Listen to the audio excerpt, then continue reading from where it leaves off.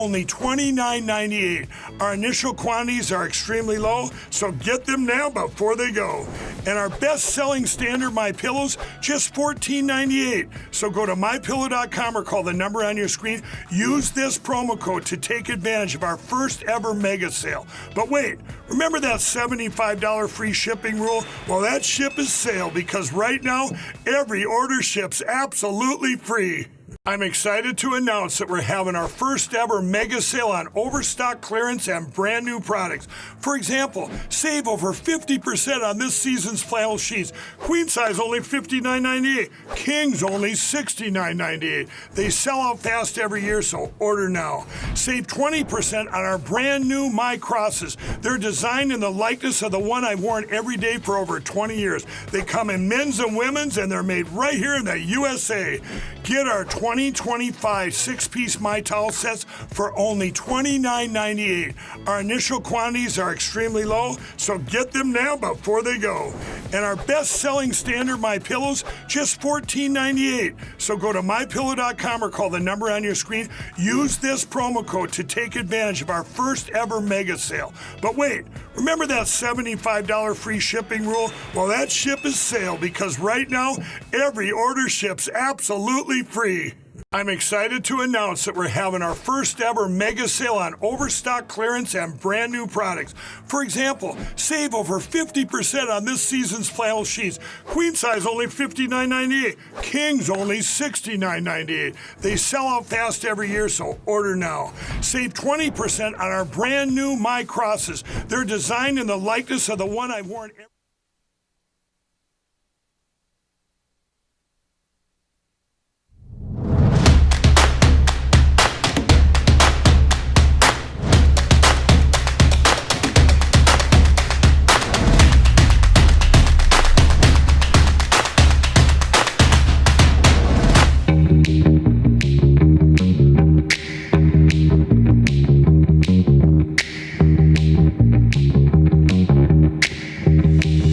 From Studio 6B on a Monday night, brand new week. Glad you're in. March 10th, 8 p.m. on the East Coast. Real America's Voice. Slickster all in the purple tonight. He's going to do some sports. Rick Delgado is going to do some news. Paul Nolan's here. He's going to do some news as well. Aaron and Fran holding it down as always. Hope you had a great weekend, everybody. Glad you're in. Slickster, how are you? I'm doing well, Big D.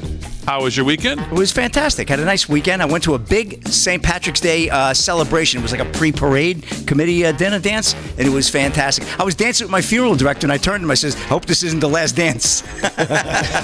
They lost it. They lost it.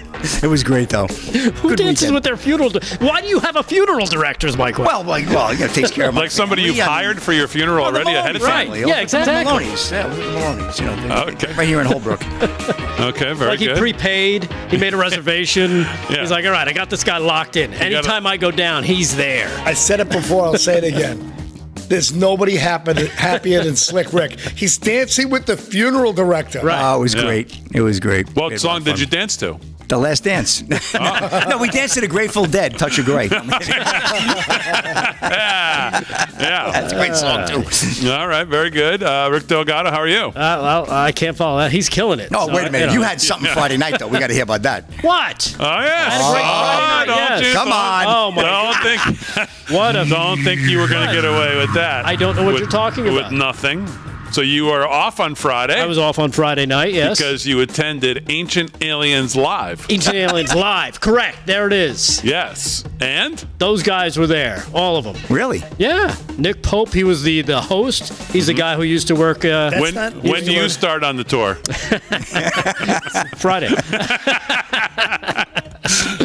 No, it was cool. It was interesting. You know, they told a bunch of stories. They pitched some stuff that they were doing. You know, some trips that you can go with them, like to visit the pyramids in Egypt. Oh. They've got things lined up throughout the year. Your airlines yet? Not yet. Okay. He's going to stow away. Yeah, I'm going to stow away. And then, they answered questions a bit from the audience, and it was fun. It was good times. Good times had by all. Okay. Anything enlightening? Did you find anything out? Anything you discovered? Yeah, I mean, this is all we're getting. Where's the riveting stuff? You know what? I've been on this show since it debuted. all those years ago, so I'm kind of up to speed on everything. Yeah, these were some of the people walking around. It's Reynolds Wrap over there. It was definitely interesting walking around there and trying to snap pictures of people without them catching you doing it. Did you ask a question? No, I did not. Oh, look at this. Yes. And I chose the appropriate Good shirt. to wear, by the way. Perfect Nice shirt. Yes. Did anybody recognize you? Who's Mr. Tin? I have no idea. Okay. He was the Tin Man, Okay. as far as I'm concerned. Okay. So, yeah. Call him Mr. Reynolds. Did you find anybody? Well, let's put it this way. All right. On a, Take your time. Did you find any life there? Was there any life on that planet? let me frame it this way. Yes. On a scale of 1 to 10, 10 being wackadoo, 1 being normal, where would you put yourself on the scale compared to the people who were there? 10 being wackadoo. Ready to go on the ship to Pluto, and 1 being, back here on Earth. Where would you put yourself I'm asking you a weird question. Right. Where would you put yourself on the scale compared to everybody who was there? Where would you put them, and then where would you put you? I could say I'm a strong 5. Oh, wow. So they were only so half the people there were wackier than you. He's a moderate. I would say so, yeah. You're a moderate. when it comes to this. Moderate from Mars. He's a tempered wacko. You know what? Wow. Because like I said, I've been on this for a while. I've done a lot of research. I've done a lot of looking. And, there are certain things that I'm like, all right, but there are certain things you can't explain. There's just certain things you cannot Like what? explain. Science cannot explain it. They can't Like, why would anybody go to it? They can't explain, these 100-ton blocks being moved, Stonehenge across or- mountains. Okay. No, bigger than that. Oh, yeah. Much bigger than that. Like, what's it? Gakalopi? There's like... Yeah, I know what you're trying to say. I can't say- remember the name of it either. There's But no, there's a lot of stuff. There's precision cutting into these stones that should not have been able to be done, considering the tools they had at the time. So it's definitely a brain teaser. Did you hear anything that you got really excited about that you didn't know about? I'm going to say no. Okay. Like I said, I'm pretty up to snuff on things going on. So the guy in the front of that picture, that's not the guy Greg Braden? No, that's Georgios Tsoukalos. Oh, household name. Yes. Okay. And his big joke of the night was, well, how do you say hello to a two-headed alien? Two-headed alien. Yes. Wow. How do you? Hello. That Big killed. joke. Yeah, they were killing it. They were killing it with the corny jokes. Wow. Worse than this show. Slick Rick would have been the headliner. I was going to say, Slick could have headlined the damn I'm the place. key to cornball. So are you familiar then with Graham Hancock? Yes. How does he compare to these guys? I think he's Because I think he's compares well. great. I Yeah, love he's that great. Ancient Alien show he has on Netflix. Right. Is it Netflix or one of those places I pay way But no, too much money? he's Yeah. he's got some interesting stuff as well. He can hold a moonbeam to them? Yeah. Yeah. Okay. Paul Nolan is here, as you can tell. Mr. Nolan, how are you? Good. Are you sad that you did not go to Ancient Aliens? He was. I didn't know you were a big fan. We would have tried to get you tickets as well. Honestly, at gunpoint, I wouldn't go. Okay. Oh, I very thought you good. were into that, no? No, Okay. I'll watch that in privacy in my own home, but I don't. I don't. You know, you are who the company. You are the company you keep. And I most certainly didn't want to be there. Okay. All right. How was the rest of your weekend anyways? Very nice. The wife and I celebrated our 28th anniversary. Wow, that's awesome. 28. Wow. Happy We went into the anniversary. city and Congratulations. we spent the night. We saw a show on Broadway. Oh, what'd you see? I don't want to tell you. Let me guess. I shouldn't say it. The audience is going to kill me. Did your wife pick it? I'll Yeah. bet it was That could be Anne your route. Juliet. No. No? Okay. But across the street from the hotel I was at was Othello with Jake Gyllenhaal and the great Denzel Washington. But you can't get tickets. It's an 8-week run, and the cheapest ticket is $800. Did you see a musical or a play? I saw a musical. I saw the Michael Jackson musical. Oh. And, a thriller. It was actually outstanding. But if you could just put aside the diddling, Yeah, well. his history. So, Yeah. But my wife loved Michael Jackson. Everyone loved his music. They did a great job showing the story of his life. But I know the chat's going to kill me, but I didn't want to admit it. Okay. But we had a really nice meal in the city that I would. Where'd you go? It cost me 2 thumbs and a toe, along with $400. Steak? Yeah, steakhouse, the Palms. It's outstanding. Oh, you went to the Palms. Okay, very good. All right. So, nice weekend. All right, very good. And congratulations again. Yep, 28 years. And you've never had a fight. 28 years. And half of them very, very happy. Best 3 of your life, I know. And Big D, you had a busy weekend too, no? I did. I went to Marist. That's right. On Saturday morning with my son. Trekked up to Marist University. Marist. And then we tracked back down to Iona University on our way home from Marist. So we did the double New York, Westchester, basketball New programs. Rochelle stop. A long day. Huh? Basketball programs in both. Any chance he could play? No, both are Division One. He's not going to play Division One or Division Two. Just by his height, he's ruled out of playing Division One or Division Two. But they both have club basketball. But Marist, I did not realize, is very liberal arts. Really? Yeah, I was gonna say, much more than I thought. Like, Wow. He wants to be a business major, and they don't even. I mean, they have a business program. They don't even talk about it. Like, we get there, we go into the thing, and the first thing they talk about is going abroad. Everything all they do is push abroad, go abroad. We got this abroad. I'm like, well, why are we all here? How about we talk about where we're here? Right. Like, how about this campus? What's the sticker price on that Communist Factory? Oh, I don't know. Only a bargain like 70. It's amazing. They lob 70,000 as the sticker price, and then they do you a favor and only charge you 42. Yeah, it's Scam. this whole thing is such a scam. The whole thing. Yeah, Gotta do me, change. here's a set of tools and an orange jumpsuit. Go to work. And then we went to Iona, and Iona was nice. Iona is like a very small, about 5,500 students. Really? I thought it was bigger. Campus, nope. 5,500 undergrad, about 1,000 graduate. Campus is very compact. Beautiful business school, La Penta School of Business. Beautiful building. Just put an extension on. A great school. We went to a basketball game. Iona, of course, they're Division I, too. They're not having a great season, but it's still Division I basketball. They played actually Sacred Heart in Connecticut that we're actually going to tomorrow, believe it or not, in the day. So we watched those two teams play. It was an excellent game. Iona got down 15 early in the first half and came back and won the game by 3. So we enjoyed watching the basketball game. And Iona was nice. I don't know, the way they set up their housing is a little strange. It's not on campus. It's kind of off campus, although they tell you that's still campus. It's just a little weird. But I don't know. I think Iona's going to be in the running, as I think Sacred Heart in Connecticut will be in the running too. And then we're going to go see some other things. We're going to go see Johnson & Wales. We're going to go see Culinary. probably, UConn unfortunately gives no money, so we're not going to go see UConn. But yeah, that's what I did. We did College Saturday. And it was fun being in the car with them. It's always fun. Being on the tour. I mean, could you imagine having me on a tour? I mean, it's just Oh, God. just, I mean. And of course, he's picked up every terrible trait that I have.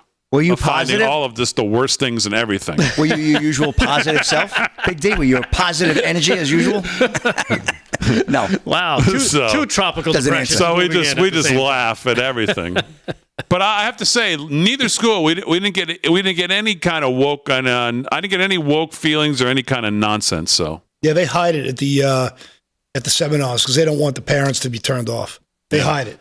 well, I'll tell you, both They schools get them in private. That's where they what both schools need to do is they need to get some better people to give you a tour, because if that's what you're relying on for your first impression, neither one of them was a big hit. I have to tell you, they both were actually awful at what they were doing. So, anyways. What's going on in the news today? Is there anything going on, man? All day, I just felt like, obviously, other than the market's crashing, Right.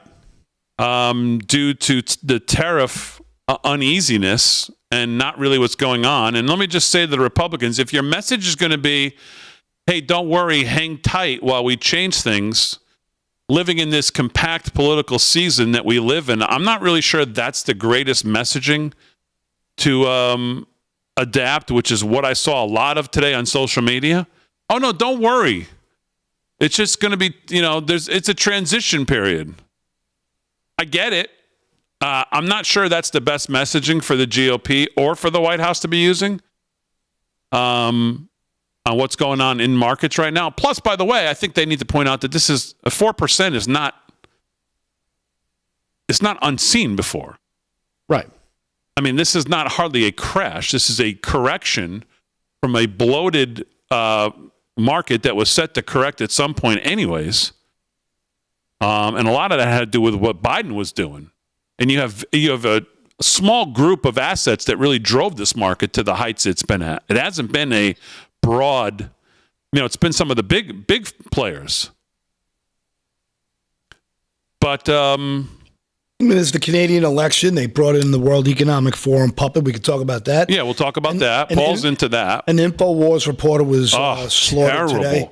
Brutally. And he did good reports on the globalists. I mean, this cyber attacks on X. I mean, this is the globalists fighting back.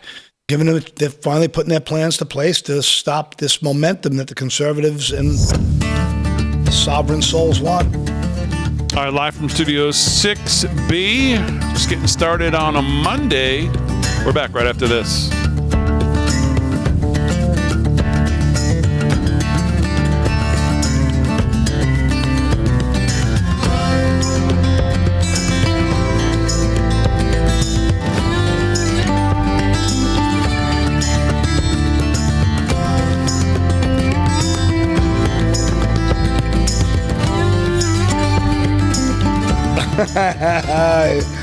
Mike's alive. Mumbling over there. All right, live from Studio 6B. Chat. What's going on a Monday? Damon, it's necessary labor pains. Again, not sure that's the best messaging that's going to, in this compact political world that we live in, where the midterms are right around the corner.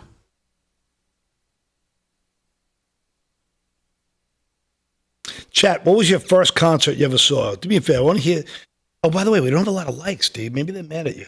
Well, there's a lot of stuff going on tonight. We're not even on X, I don't believe. X is not even working still from the attack today. So streaming on X is not working. I think everything else is working, but X is not working. Child of the King. Super chat, yeah. Go get it. $20. Go get That's kid. it, Paul. Child of the King, thank you very much. $20. It says, in Sowit of it all, God's in control. Happy Monday, lovelies. A little French in there, I guess. So, yeah, thank you, Child of the King, for your super Amen, chat. Child As of the always. King. Love you. Thank you. It does look like if you're on the Rumble app, the ads that pre-roll the show are unskippable.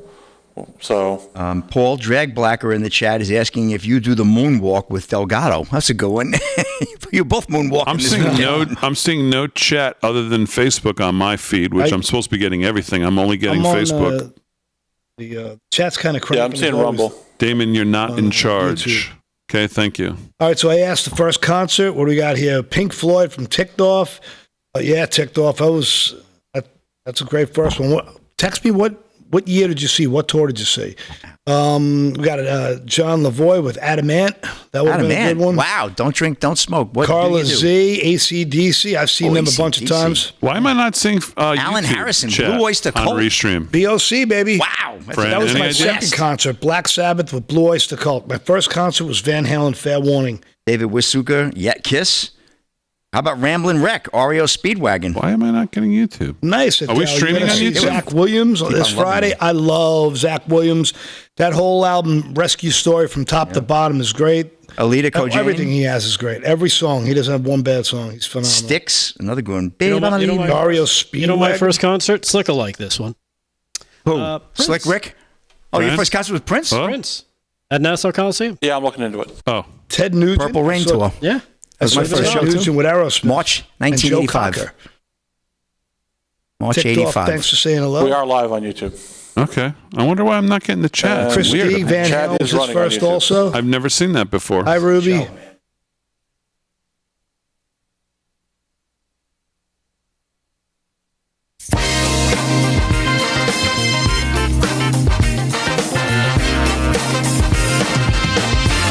All right, live from Studio 6B, 17 past the hour on a Monday night. Slick's going to do sports. Delgado's going to do some news. Paul Nolan's got some news as well. Aaron and Fran holding it down as always. So that really, I guess, kind of what we left off the last segment saying is the story of the day. And that, of course, is equities down, treasuries up, crude down, dollar up, market in people's minds. They keep saying the word crashing. It's not really crashing, but obviously some things factoring in.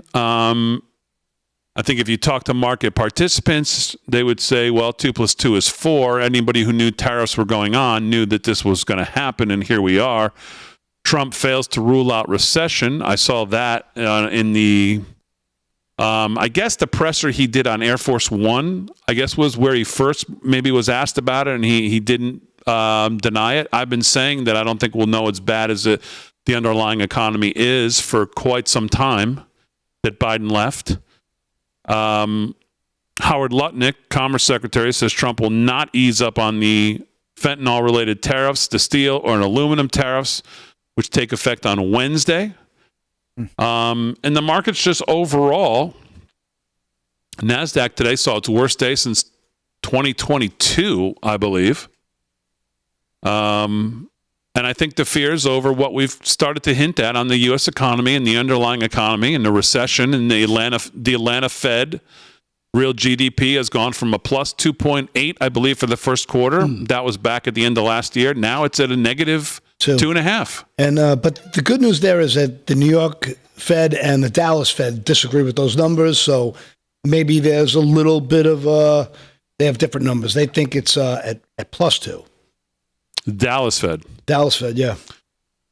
Yeah, I mean, there's a lot of disagreement in a lot of things. Michigan, I saw their inflation report was talking about inflation spiking back to 4.3. Everybody thought that was out of their mind. So there's a lot of that kind of disagreement going on right now. But the end result is this is what tariffs do, especially when it's seemingly there seems to be like, okay, it's on, it's off, it's on, maybe we'll tailor them down, maybe we'll ramp them up. There's a lot of it's not really set. And of course, the market does not like indecision whatsoever. And now you're hearing people saying, well, did they really think about it? I'm sure they thought about this a lot. I would think the president and his team really thought about this stuff when you game it out. And I think they probably thought the stock market had to be not a sacrificial lamb, but I think they had to think at some point it had to be. Because if you want people to think that people are taking your tariffs seriously, the market would have to have reacted like this. If the market was still rolling, they'd say, well, no one's taking these seriously. Good point. Yeah. Very good point. So I think they had to have, when they thought about this, think that the stock market, and the president has said as much, there's going to be a time of transition, I think is the word he used. But as we see manufacturing grow, we see businesses and infrastructure coming back to the States, we should see a bounce. I mean, the short term, we knew there'd be blood in the streets, and we knew that it would take a little time for this to take effect. I mean, I think all of us agree that taxes lowered would help, and an interest rate from a Fed that would be a little bit cooperative, maybe even if it was just a good gesture of a 0.5 point reduction. Well, the people are wondering if that's what's almost being forced in some ways. The United States has a lot of debt, I think the tune of $7 trillion of debt maturing in the next 12 months. $7 trillion in debt. Is that a lot, D? Is that a lot of money? That is a lot of money. No one can even figure out how much money that is. Refinancing that debt at current levels, current bond yields would be almost untenable for the country to do. In the past, we've showed extremely costly. Oh, yeah. Devastating. But we've showed people in the past, just in scale, what $1 billion in a warehouse looks like compared to $1 trillion. It's so astronomical, staggering, the amount of money, because it's just a word to us. Right. And then you stack it up times 7. Okay, well, now we're at 36 trillion. It's wow. It's yeah, they wouldn't miss $1 million if we skimmed off. I think the danger.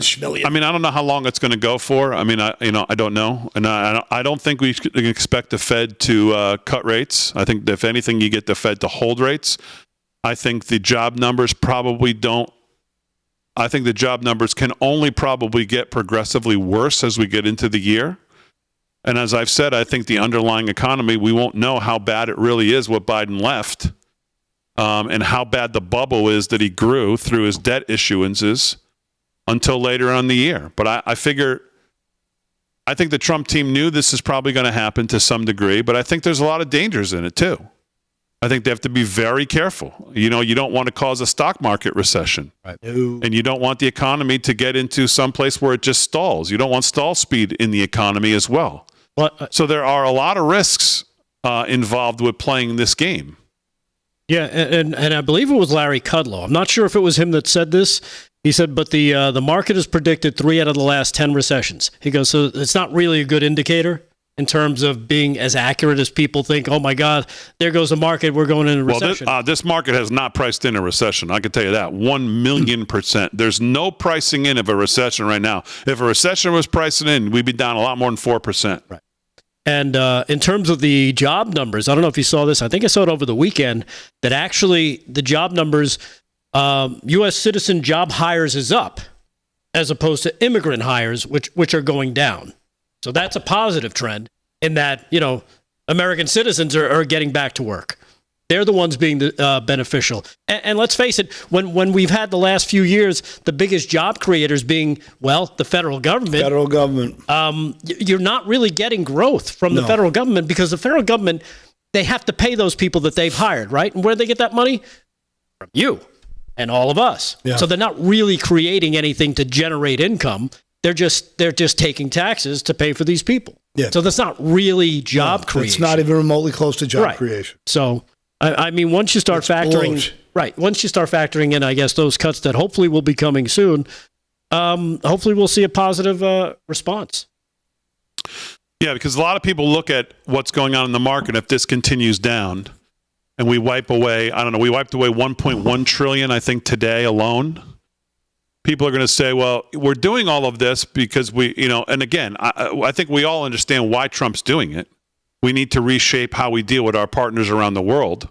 And there's going to be some pain in obviously doing that. And he has the testicular fortitude, let's call it, to actually step up and do it.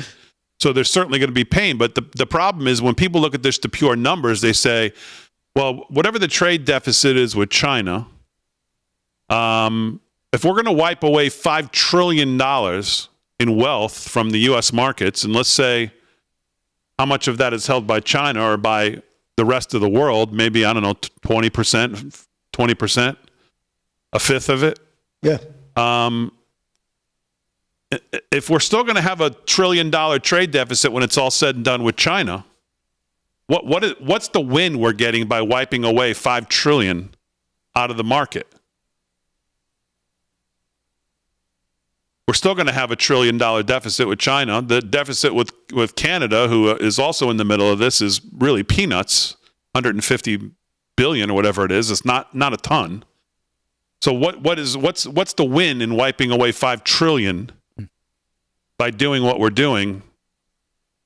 So that's the other side of it. What's the win in that? What are we getting out of it? If the trade deficit with China still remains the same when it's all said and done. So there are a lot of risks to playing this game. But I'm sure they've gamed it out. We have the American workforce.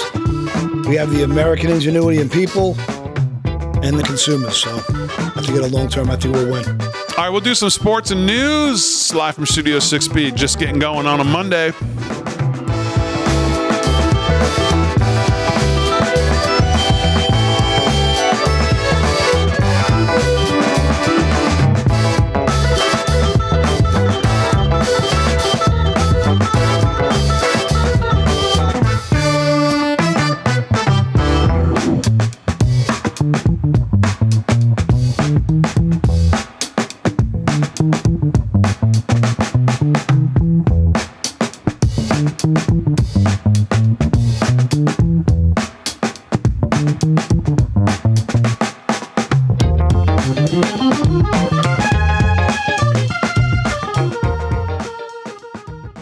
All right, chat. We got 1,000 of yous in there. We have 228 likes on YouTube. Give us some love. We got 1566 in the Rumble chat.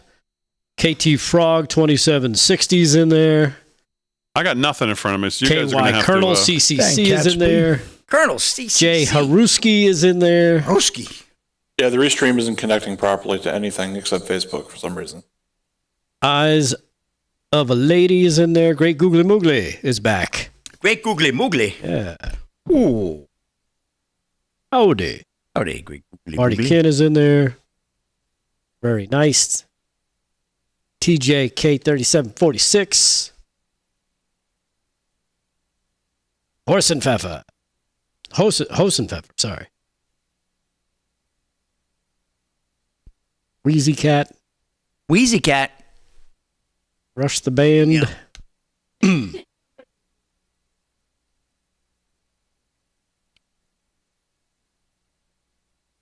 Beautiful day today.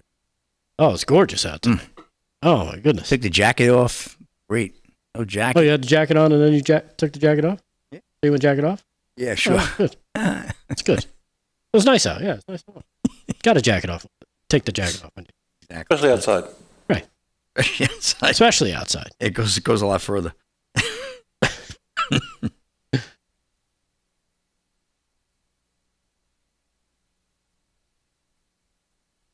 People saw Elvis. Whoa, the King. Man, that's a show, man. I've seen the King. Oh, I know.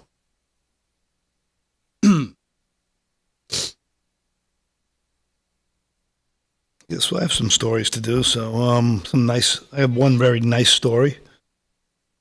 Nice is nice, right? Nice is nice. And nicey nice. Hi, Becky. Good. We got, I love that. We got David Wiles. We got Kathy Kirtley, Ticked Off Wiley Patriot, Wiles. Malcolm Z, Joanne Walker, Meg Greenlee, Pamela, Tina M, P1 Firefighter. Don't forget Jesus Perez. We mentioned our girl Becky, Steve Smith in the house. Moon Pie, as always. I always hear Moon Pie. I always think of the movie Rollerball. Remember that Moon Pie, Paul? Number 9. He was right Becky there Snyder. with Jonathan. Moon Pie. Mike Andy German, Bokhari. David C. Our first Connie in concert the was house. the Beach Cats Boys. B. Love you, kid. Child of the King, our hero.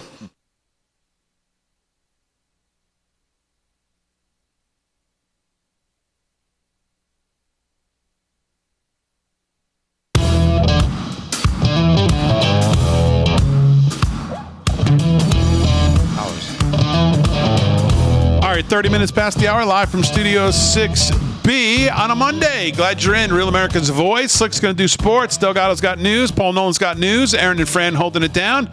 To all our friends on social media, we appreciate you watching. Make sure you hit the like and subscribe, thumbs up, whatever platform you're on. It's a little funky tonight because X is having issues. YouTube looks like they're having issues. I can't get any of the chat up in front of me, but the guys are trying to cover it. Child of the King, thank you very much for the gifted subs on YouTube. Appreciate that. And the super chat, appreciate that as well. To all of you on social media, we appreciate all of you being there. Make sure you follow, like, subscribe, whatever you're watching on. Let's do some sports. Sports is brought to you by Mike Lindell. MyPillow.com/LFS6B is the place to go to see all the best deals for this audience. And then use promo code LFS6B at checkout for a great savings.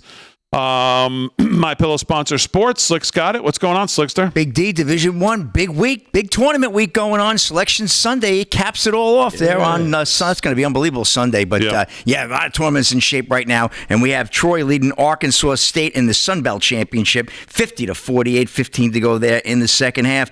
Wofford over Furman, 62-61, 10 to go there in the second. We got Oakland leading Robert Morris, 61-55, and Montana State over Idaho State, 41-29 at the half. Let's get to the NHL right now on the ice. Sabres and Oilers up in Buffalo tied at 2, 8 to go in the second period. No score, Red Wings Senators, end of one period there. Blackhawks at Avs, 9 p.m. Puck drop. Maple Leafs at the Utah Hockey Club at 10 p.m. NBA action to the hardwood we go. Hawks right now down in Atlanta leading the Sixers 64-53. Minute and a half to go there in the first half. We have the Celtics 52-44 over the Jazz. 32 to go there in the second. Also late second, Nets right now trailing the Lakers by 1, 45-44 in Brooklyn. We got the Heat over the Hornets 56-45. 2 to go there in the second. I'll give you some more NBA scores in the next sports report. Eagles enthusiastically accepted invite to celebrate Super Bowl win at the White House. Dylan Gwynn of Breitbart reporting. The Philadelphia Eagles did not just accept, but enthusiastically accepted President Trump's invitation to celebrate their Super Bowl championship at the White House, according to NBC 10 in Philadelphia. A White House official confirmed the report to NBC 10 and NBC 10 and NBC Sports. Philadelphia's John Clark confirmed the Eagles' acceptance of the invite. All that remains is nailing down the exact time and date of the visit. An Eagles team spokesman confirmed from the Eagles organization has accepted an invite to the White House, and they are working on scheduling a date and logistics. Last month, rumors swirled that the Eagles had rejected a White House visit. However, the report was false, as the White House had not yet extended an invitation. Fake news, right? In 2018, after the Eagles defeated the Patriots in Super Bowl, what was that, 52, the Trump White House rescinded the team's invitation after it was learned that the Eagles intended to send only a small 10-person delegation at the time, with anthem protests sweeping the league and President Trump criticizing the protests as un-American. A significant number of Eagle players said they would refuse to go, and that's why this is a big story. This time around, the Eagles will make the trip. Eagles owner Jeffrey Lurie has primarily donated to Democrats and criticized President Trump. If he and his team are willing to enthusiastically accept an invite from the president, it gives hope that other championship teams will choose to accept their invitations to the White House. And why not, right, Big D? I know for sure Florida Panthers had a hell of a time when they accepted their Stanley Cup trip there. I guess that was back in like late January. It was a great time. So, and I got a couple other stories. I'm going to do a little rodeo later on. We got to get an Iditarod wrap-up update. We know everybody's waiting on the edge of their seat for that. And I'll get back to you on that, Big D. That's a Rapid Sports. Back to you. Okay, Slick, very good. Yeah, I mean, I just don't get why the White House things are, I mean, I guess it's because we're in this politically charged nature, but I mean, just ridiculous. Go to the White House. What's the big deal? It's a great time. You get a nice lunch. You know, you get to see the president. Right. There's almost no talk of politics, no matter who the president's been. Even when Biden was up there mumbling and stumbling, he didn't really, couldn't really hear what the hell he was saying, but it wasn't political at the time. And Trump's never political. He talks about sports. He loves sports. You have the greatest sports president you've ever had. Somebody that formerly owned a USFL football team, for goodness sake. Yeah. President Trump loves the game. MMA. Shut up and go. NASCAR, stop it. Exactly. All right, Slick, very good. We'll do some more sports. Let's do some news. News is brought to you by Freedom Force Nutrition, available live from Studio6B.com.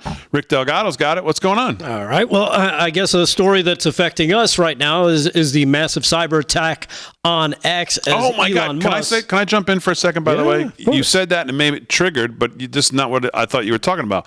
What actually did affect us, not us, but Long Island, and I just want to say thanks to everybody while I'm thinking about it, were the wildfires this weekend. The wildfires. So I thought that's what you were going to. Yeah. No. But it did not affect us, thankfully. But I do want to thank, I got so many messages on X and other places, emails saying, guys, just let us know you're okay. We see this is affecting Long Island. So I tried to reply to many of them on Sunday night or Saturday night, saying that we were okay. We were not it was about a half hour from us here where it was. And by the way, God bless all the emergency personnel, man. They got it under control fairly quickly. Between 70 and 90 volunteer groups went out there. A good friend of mine was a captain of the West Islip volunteer department. Incredible team, by the way. Their gear is world class. They do a great job. It's pretty impressive.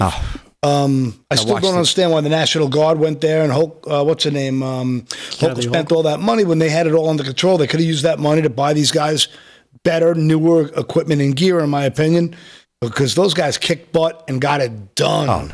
They're epic. They're saying it's arson, though. They said apparently. Yeah, they've got 25 investigators investigating the origins of the fire, which they think was arson. I saw, and on the way here earlier today, I had to leave earlier, there was a fire in the middle of the southern state in the center of the road, and it was pretty big, and it looked like arson. It's wet here. You know, the ground is thawing out. I mean, how does that happen?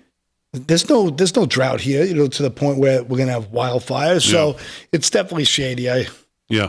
Well, just the way Rick started the intro, that story, I thought that's where he was going, and it just made me think. I want to just thank everybody because we got so many messages, so we appreciate that. Well, I was going to do that story, but I'll make it first then. Okay, go ahead. Screw you, Elon. We're going to go with the fires. I'll piggyback the Elon story because not that X wasn't on fire. That's a whole different fire. But it was. But let's talk about the firefighters in New York that knocked down the brush fires along the wooded stretch of Long Island Sunday. As officials warned that the high wind gusts could leave the region vulnerable to additional blazes.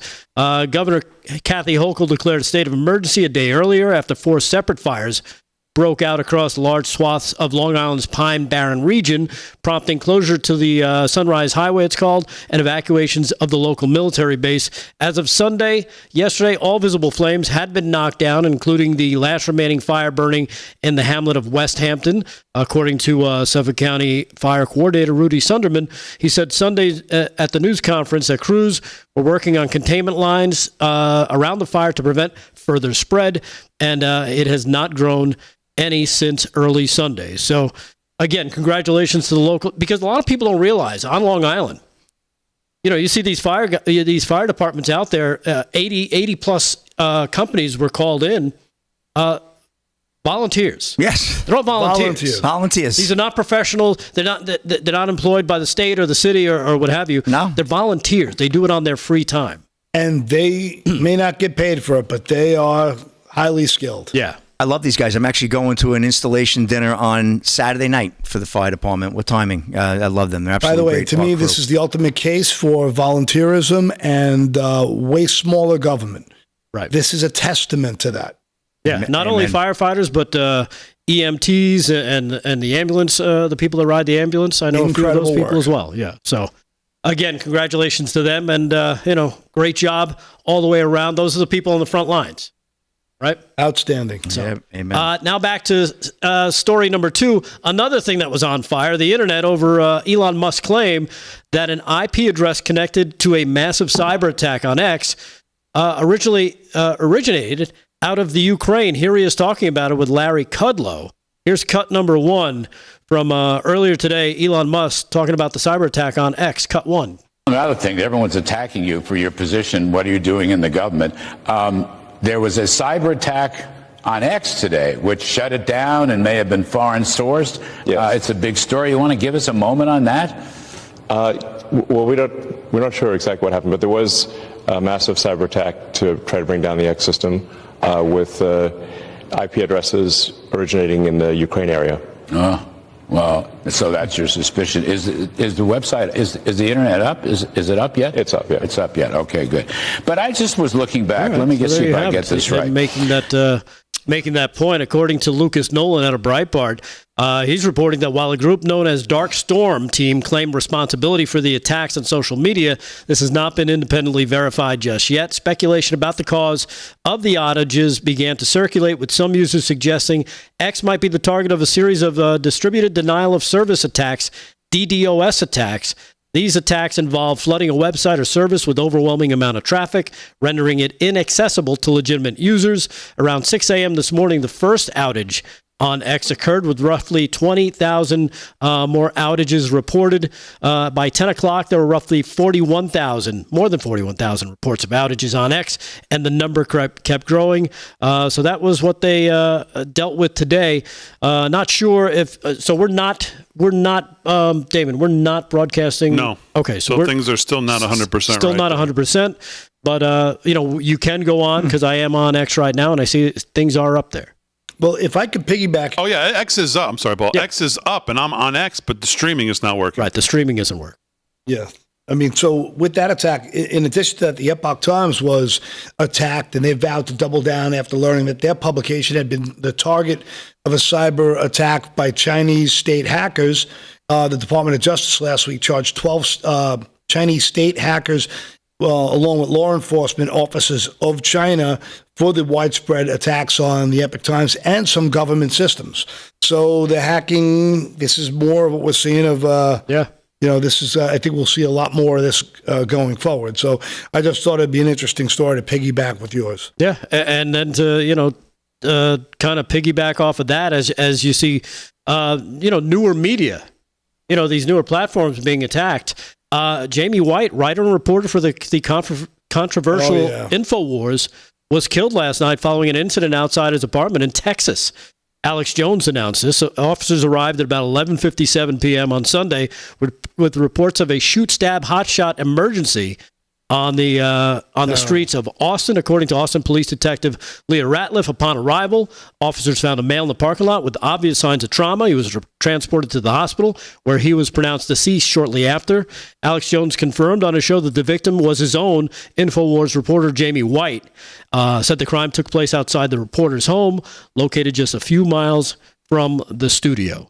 So another concerning thing there is, was it a targeted? I guess they'll do the investigation and find out if this was a targeted attack or just so happened to be, one of these random, I don't buy it. random violent attacks. Yeah, I'm not sure I could buy that. I mean, this guy's done some great reporting. I know that everyone thinks, Jones is hard to listen to because he's such a blowhard. Right. But you see him all over the place. Alex was right. He's been right on so much stuff he's reported on. It's just the way he delivers it, and obviously the massive mistake he made that was devastating to his career. But he was the number one guy censored. He was the first guy censored. He's under constant attack because he's always over the target. I mean, his research team does a fantastic job on a lot of stuff. This kid was a great reporter. This is disgusting. Yeah. So sad news for Jamie White and his family. Yeah. Terrible. All right, live from Studio 6B on a Monday. We're back right after this.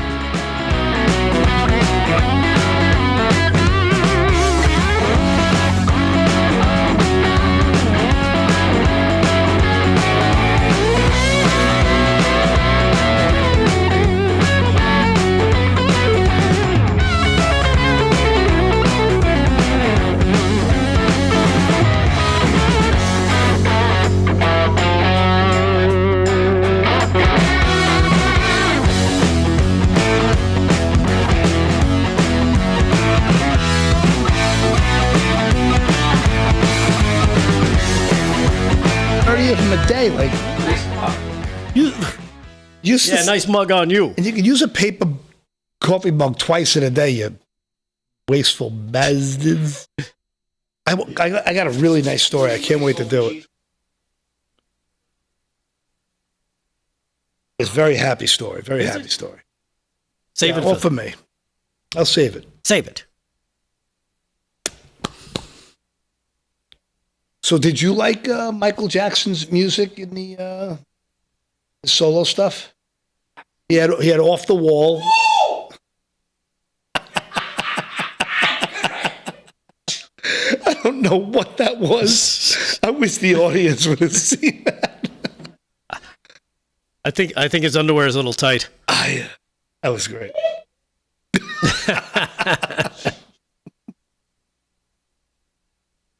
I wish the audience could hear that.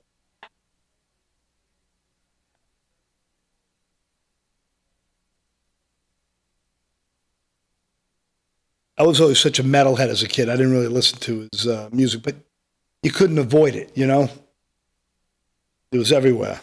Mm-hmm.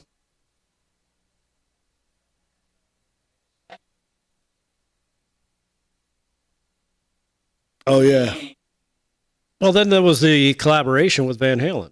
Oh, yeah. That had to get your attention. Oh, that was great. Eddie Van Halen did that in one take, first take, and Michael was like, perfect, it's perfect. It was a fun story of Eddie Van Halen talking about it, about how he wanted to try and do a couple of the takes, and he wouldn't have it.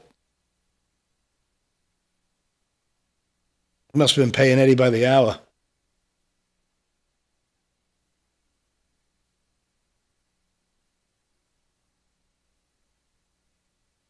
We got to talk about the World Economic Forum puppet. You have that story? I just want to see if Slick has it. I meant to say Rick. Oh. Hi, Paul.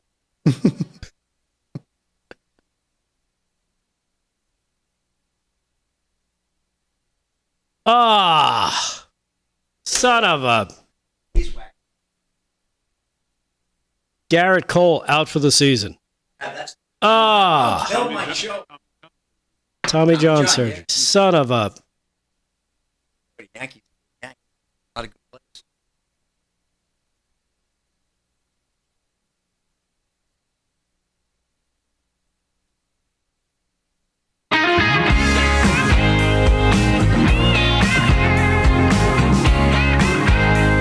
right, 13 to the hour, live from Studio 6B on a Monday night. Slick's here. He's doing sports. Delgado's going to have some more news. Aaron and Fran holding it down as always. But right now, let's do some news with the one and only Mr. Paul Nolan. Mr. Nolan, how are you? I am well. What's coming up in your? What do you find in your news that's got your attention? I like the fact that our Director of National Intelligence, Tulsi Gabbard, has announced that she revoked the security clearance for several prominent members of former President Biden's administration, including Secretary of State Anthony Blinken, which is good to hear.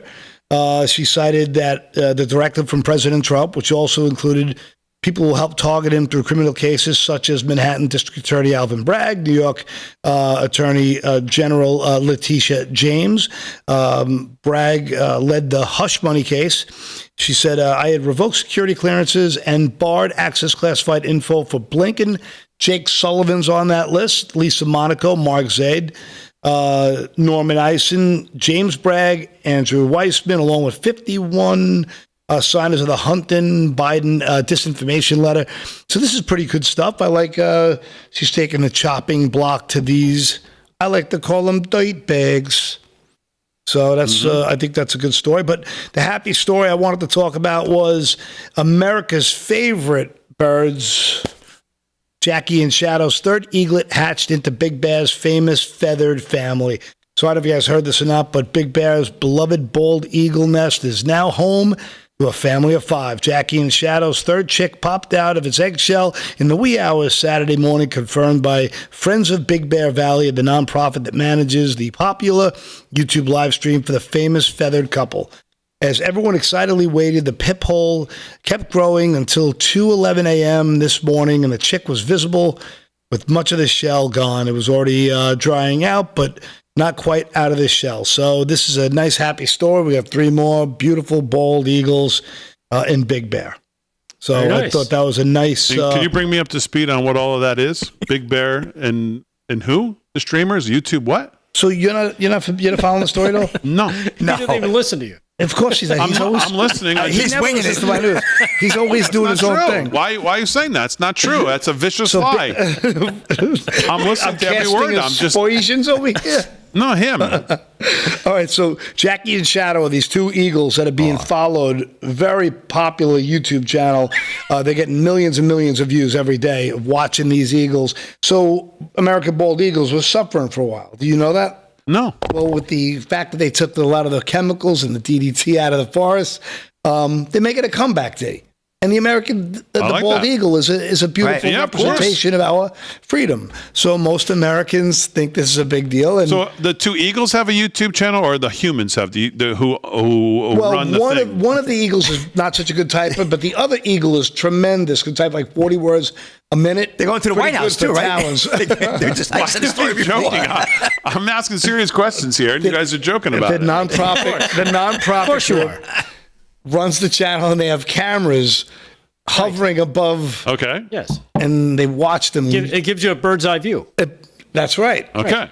And they got their hoofs. Steven on Facebook says there's been a camera on this eagle's nest for over 5 years. Talons. Their feet. 5 years they've been watching this. We have plenty of that on this show, talons. And last year, no talent. Both of them died, and it was a very heartbreaking moment when their chicks didn't come to life. And this year, 3 of them came to life. I like chicks. That's a good story. Very nice. I love the birds. Of course. I like chicks. That story's for the birds. Is that what you're going to say? No, I didn't say that. I said I love the birds. You were close to saying it, weren't you? All right, what else, Paul? Okay, let's get back to David's giving you the eagle eye. Talking about the Eagles, you got something on the Bears, maybe? You doing sports here? So the FBI has... The FBI launched an investigation into dishonest leakers who undermine the Bureau's mission. The FBI is launching a sweeping internal investigation into what is deemed dishonest leaks to the media as FBI Director and friend of the show, Kash Patel, seeks to reform the Bureau of the FBI's conduct of sensitive investigations tied to the U.S. national security. The internal investigation by the Bureau comes week after Kash Patel and longtime ally President Donald Trump had held a number of national security positions during the first Trump administration and took the reins as FBI director. FBI sources told Just the News that the leaked media investigation will be a wide scope and aggressive in finding those who have or will share what the sources characterize as misleading and inaccurate information with the press, with sources saying the probe could include seizure of phones, polygraph tests, and criminal referrals. So I would like to ask you this question, guys. If they do bust these people, could they be tried for treason? That's the big question I have. I would like to believe if these people are leaking stories and misinformation from the FBI that could hinder investigations, does that constitute as treason? I don't know. I would like your guys' opinion on that. So that's it. That's what I had. I had 3 stories for this segment. All right, Paul. We'll do some more news. Mr. Nolan in hour 2. Let's do some sports. Sports is brought to you by Mike Lindell, MyPillow. LFS6B is the promo code to use. Slickster, what's going on? All right, big deal. Let me get to this story right now. Did you hear about this track meet where the girl hit the other girl with the baton? Yeah. That was awful. I saw the video. Yeah, I don't have the video. I have not seen the video yet. Talk about a sore loser. Apparently, she said it was an accident. High school runner who bashed opponent in head during race says it was an accident. Accident? Yeah, Warner Todd Houston of Breitbart Sports. The high school relay runner accused of using her baton to bash another runner in the head during a race now claims it was an accident and is berating people for hurting her feelings. Last week, Brookville High School junior Kaylin Tucker. Yeah. Watch that. Yeah, that looks accidental. Yeah. You know why? Sure. It was an accident because she meant to hit her in the face. Oh, well, that could be, Rick. Let me get a little further into this story. So last week, Brookville High School junior Kaylin Tucker was competing in a 4x200 meter relay at Virginia's VHSL Class 3 State Indoor Championships at Liberty University. When she was physically assaulted by an opponent that she had just passed during the second leg of the race, Tucker suffered a concussion from the blow, and her team lost the race when she fell off the track. Wait a minute, they didn't disqualify this? Well, no, the other team in front was at. Okay. So. She was right. trying to make it. I think she Are was they in on the second same place. team? No. Yeah, look at. Oh no, it's different. Boy, now the girl who hit Tucker is claiming the whole incident is merely a misunderstanding. But I can't believe it looks like it. And she's attacking those who say she hit Tucker on purpose and saying the attacks are making her cry. I see Norcom High School relay runner Alea Everett claim that despite the video evidence, she absolutely did not hit Tucker on purpose. After a couple of times of hitting her, my baton got stuck behind her back like this, and it rolled up her back. I lost my balance when I pumped my arms again. She got hit, Everett told WAVY-TV. I know my intentions, and I would never hit someone on purpose. She then went on the attack against people accusing her of assault and saying they aren't taking her feelings into account. Everybody has feelings, so you are physically hurt, but you are not thinking of my mental, Everett said. They are assuming my character, calling me ghetto and racial slurs, death threats, all of this off a 9-second video, which was pretty emphatic. Even though she was served with court papers over the incident, Everett's family members stand behind her. The family also insists that Everett tried to apologize to Tucker over social media, but Tucker blocked her, and Everett can now not reach the injured girl. The Virginia High School VHSL issued a statement about the incident. Now, here's the statement. The VHSL does not comment on individuals or disciplinary actions due to FERPA, F-E-R-P-A. The league said the actions taken by the meet director to disqualify the runner were appropriate and correct. We thoroughly review every instance like this that involves player safety and with participating schools. And they'll probably give you an answer like when somebody makes a correction in the newspaper and they put it on page 93 when they make a major headline correction. You'll never hear about it. But wow, that to me was blatant attack. And I don't know how the hell you could come out saying that was an accident. So if I have it correct, do I have eyes there? I mean, she's the victim. Is that what? Yes, she's the victim now. Yeah, because she's being attacked. Her feelings are hurt. Her feelings are hurt. This girl's got a cracked cranium, and it's her feelings we're worried about. Oh, my God. Pass the baton. That's a wrap. All right, that's a wrap on hour 1. Hour 2 coming up live from Studio 6B right after this.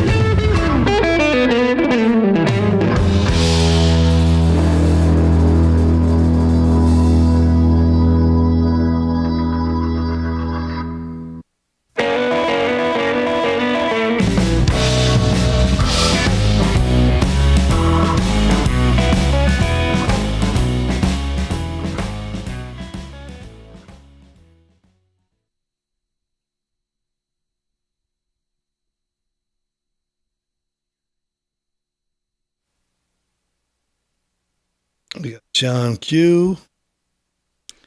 On Q Public.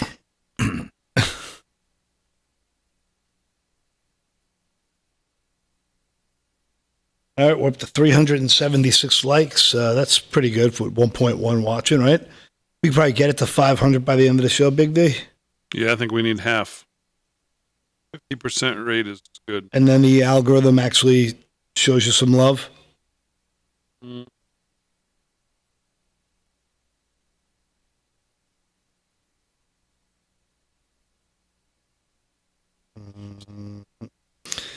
It's like, it makes me want to vomit.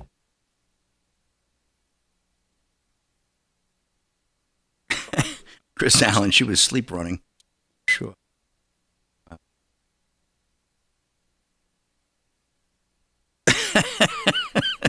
It's just crazy. People love that Baton story.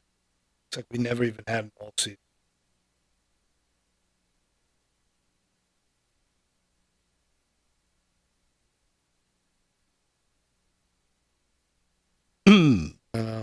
Live in the chat.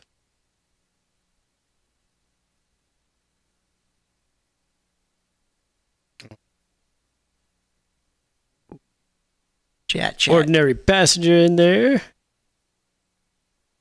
What chat are you in, the YouTube? Rumblers. Oh, you're in the Rumbler. I'm in the YouTube. Johnny Maga. Rush the Band is in there. Chips. SKI 44. We had someone who Chipsky. saw Rush first. Who said that? Let's see. Chipsky 44 said I left Durham. Uriah Heep and Manfred Mann was the first. Manfred Mann. Manfred Mann. Blinded by the light, wrecked up like a... You say it. They say it in the song. I don't see why that's such a big deal. If you say it in the song, why can't you say it when you're talking about the song? Wrecked up like a Tim Wolf. So Moon Pie said, there you go, Papa Nolan noticed you, but nothing about your super chat. I'm not sure what that I don't means. take no mess. Is there a super chat from Moon Pie? I don't know. And I Moon Pie wouldn't know just, since I don't have any chat in I don't front of me. see... yeah, wait, we're hold having on. problems here. No super chat yet. Moon Pie, is your name Moon Pie because of the movie Rollerball? Rollerball. All I have is Child of the King showing up tonight on the Sarge is in the. We got Sarge. RB. super chats.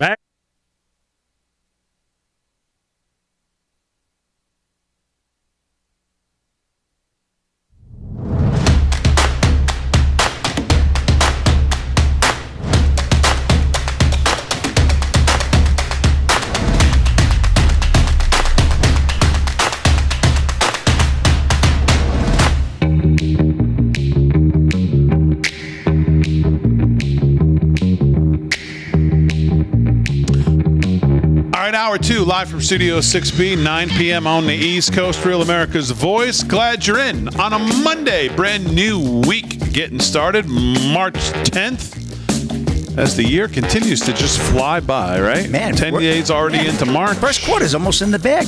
First quarter's almost Wow. in the bag. Damn. Markets are continuing to crash.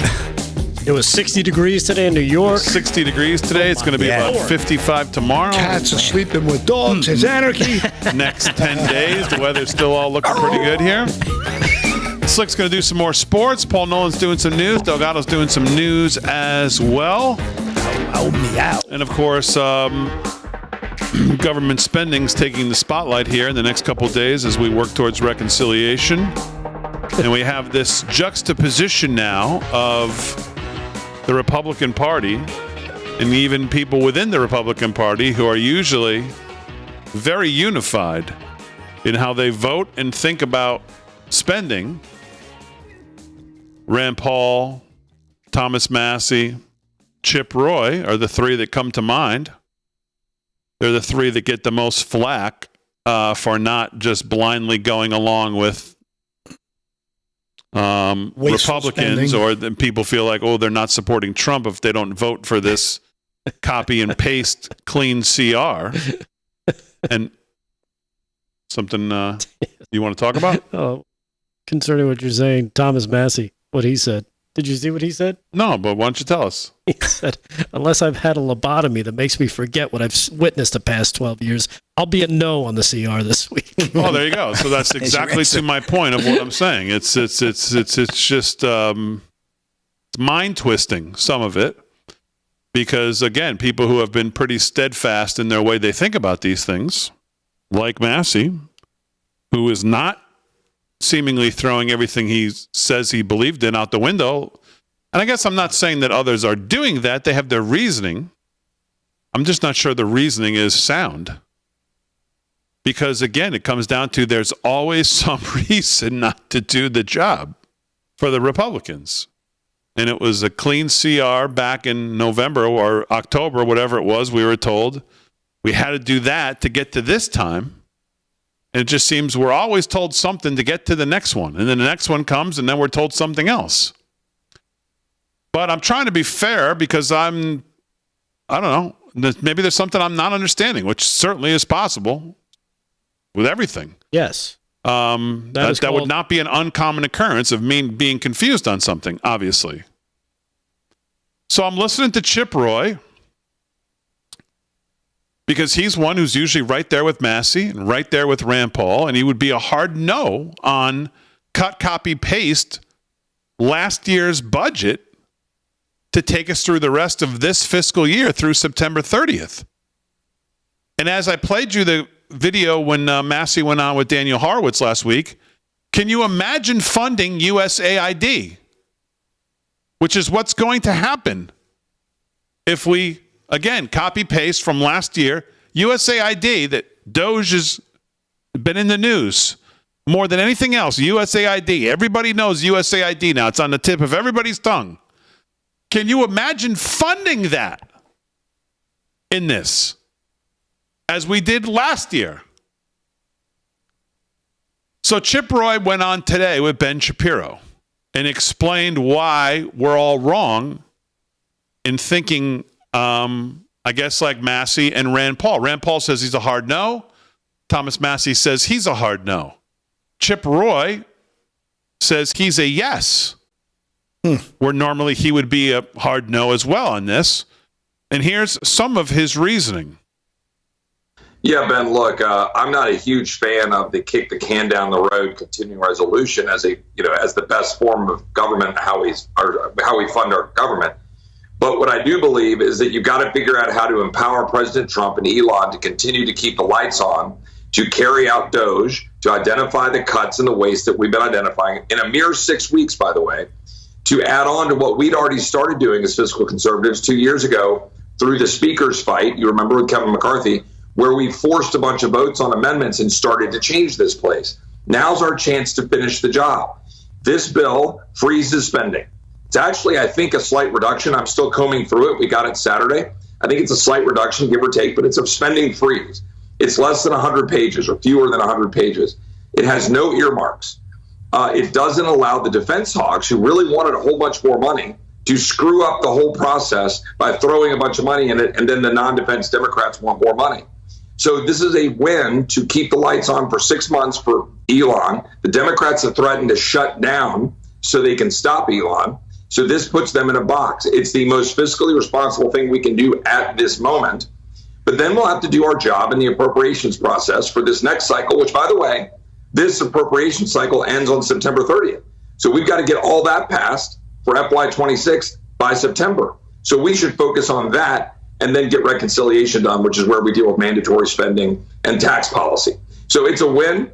I think the president wants it. We want it. There's a handful of holdouts who are saying, oh, it's not good enough. Guys, this is a win to freeze spending and to give them power to continue to find cuts in DOGE. Okay. I mean, there's Chip Roy, someone that I would normally look to see where he stands on all this, because he normally is right there with Massey and Rand Paul and usually others. I told you this 2 weeks ago, the headline in the Washington Times, Freedom Caucus ready to pivot to keep the government open. Not something I would have had on my bingo card. How does DOGE stop doing what they're doing if they were not to pass a CR? They're not funded. They're not. Yeah. I mean, well, how does that affect DOGE? Can someone explain that to me? And you know what? Actually, I was watching it on the network when I saw Ben Dominic. Is that the way you pronounce it? Dominic, yeah. Dominic. And he said, to the liberal on the panel there, said, I love the idea of them shutting it down because then DOGE can do even more. According to him, it frees up DOGE to actually do a lot more looking, because then there's less people to stop. There's less mechanisms that can stop them if the government is shut down. So he thought it was a good idea for the government to actually, get shut down. And we all know shut down is what? Basically 82% still, everything still gets done. It's just a discretionary 18% doesn't get sent out or paid, whatever. But he seemed to think it was a benefit for DOGE. So you have Chip Roy saying it would be a benefit to keep the lights on to help DOGE find more. And you got this guy turning around saying, no, it's actually a benefit for DOGE. If the government shuts down for a little bit, it gives them more opportunities to find stuff with less resistance. So I don't know. I don't know. Yeah, I'm not sure on the reasoning of this whole thing. I'm not sure how it starts. I don't know how DOGE shuts down if the government shuts down, and they're not funded by the government. Elon and his people are Elon and his people. That doesn't change. So now we're normally it's like we're screaming about the Republicans not having the you-know-whats to shut government down and actually pick the messaging and actually go message to the American people what they believe in. And the Democrats, of course, always rolling them in all of these things. And now here we are where the Democrats want to shut down. And the Republicans want to pass a clean CR. Chip Roy says it's a win. Rand Paul and Massey say no. Why would we cut, copy, paste, and fund everything that DOGE is finding this waste in? That makes less than 0% a sense. I mean, the last thing you could look at is their re-election bids. Who's in a position to get unseated if this doesn't go well for them? I don't know. Nobody wants to be made to look the bad guy, because if the government does shut down, who gets blamed every time, no matter who does it? The Republicans. Yep. So, of course, the media is going to run with that. The Democrats are going to run with that. And next thing you know, these guys who are maybe, had a decent amount of coverage or they thought they had enough, positive in the positive side to sustain something like this, all of a sudden they're getting a little nervous, like, oh, no, I still got another year and a half till re-election. This could kill me. I could be done before we even get to the first of next year. So, look, I have no idea what to think here. But I have one question. Do you think Chip Roy is kind of playing ball with Trump because he's gone head-to-head with Trump in the past, and this is his way to pucker up, if you will? Could be. I mean, because that's the vibe I'm getting out of this. That could well be. Because he's butted heads, and get in. A few different things. If he ends up in Trump's crosshairs, he's going to have problems getting money down the road. So I don't know what to think here. He said, he said tonight on X, I'll defend Thomas Massey all day on this, by the way, for those going after him, despite my open support of this 6-month CR spending freeze for reasons I've explained. It freezes spending. It takes out earmarks, gives a runway for Trump, DOGE, and OMB. Very important, by the way. We haven't spoken about that. Russ vote to expose and cut. But he should be voting his conscience, which is often right in these matters. And, of course, as we said, he says he's a hard no. Massey, that is. So, I think part of what you say there, Paul, could be true. Maybe he just sees this as the least of all of the evils that could be a clean CR, freezing spending, and figures, I take so much grief every time this comes around. Maybe this time, since I don't think this is the worst thing I've ever seen in the world, this is my time to take the lead and get out front in support of it and look like I'm supporting the president. Yeah, that's kind of the vibe I'm getting. Yeah, I think that's very possible. Andrea Weiberg today in the American Thinker explains it this way. She says there's a fight looming in Congress, not between Democrats and Republicans, but between Republicans and Republicans. With Trump on one side and Massey on the other, the issue is whether to continue funding the government. Usually the Democrats want to keep the spending going. Republicans want to stop it, but things are a little bit more complicated this time. If the Democrats were a normal political party, they'd celebrate getting the government cleaned up. However, they're not normal, so they can't celebrate. Thus, two things are becoming clear. First, when it comes to waste, it's the government unions, which almost entirely owe their fealty to the Democratic Party, that are largely responsible. Second, and this is the really important one, the corruption all flows to the Democrats. I contend that if DOGE exposes and is allowed to continue to proceed unchecked, something that will be unaccompanied by turning off the spigot on everything that doesn't benefit America, the Democrat Party is over. That's because it's been the primary beneficiary of the government's cash flow. Every NGO, every activist group, every media outlet, all of them are kept alive through your taxpayer money. No money equals no Democrats. But here's the kicker. The only way that DOGE can keep working is if Trump doesn't start to collapse in the polls. The one sure thing that can cause this collapse is a recession. If that happens, Trump's presidency is over.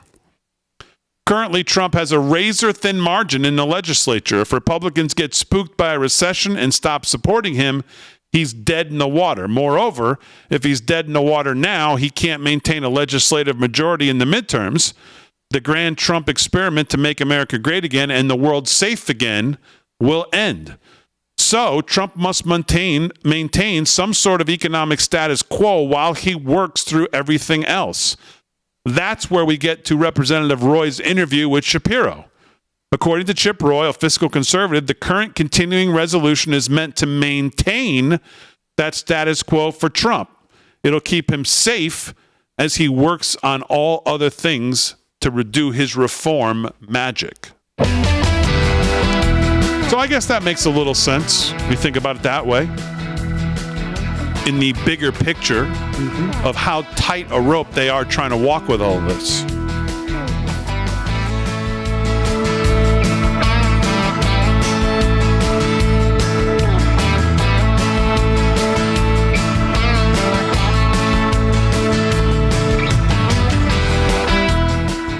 More reads than Palm Sunday.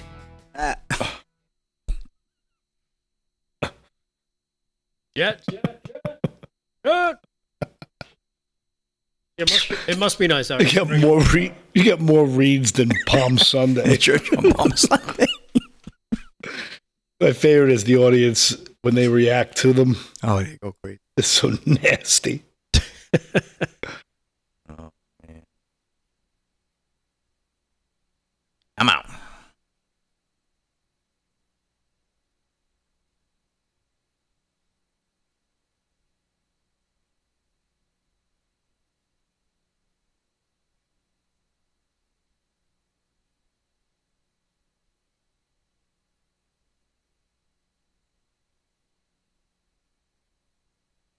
They're actually in order tonight, so you don't have to lose it.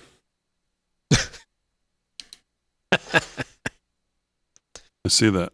So YouTube chat, how many people are getting pummeled with the commercials that has nothing to do with us, by the way? Dr. Gundry's commercials never stop. Am I the only one who gets pummeled with his commercials? I don't know. Dr. Gundry. It's Dr. Stephen Gundry. On YouTube? Yeah.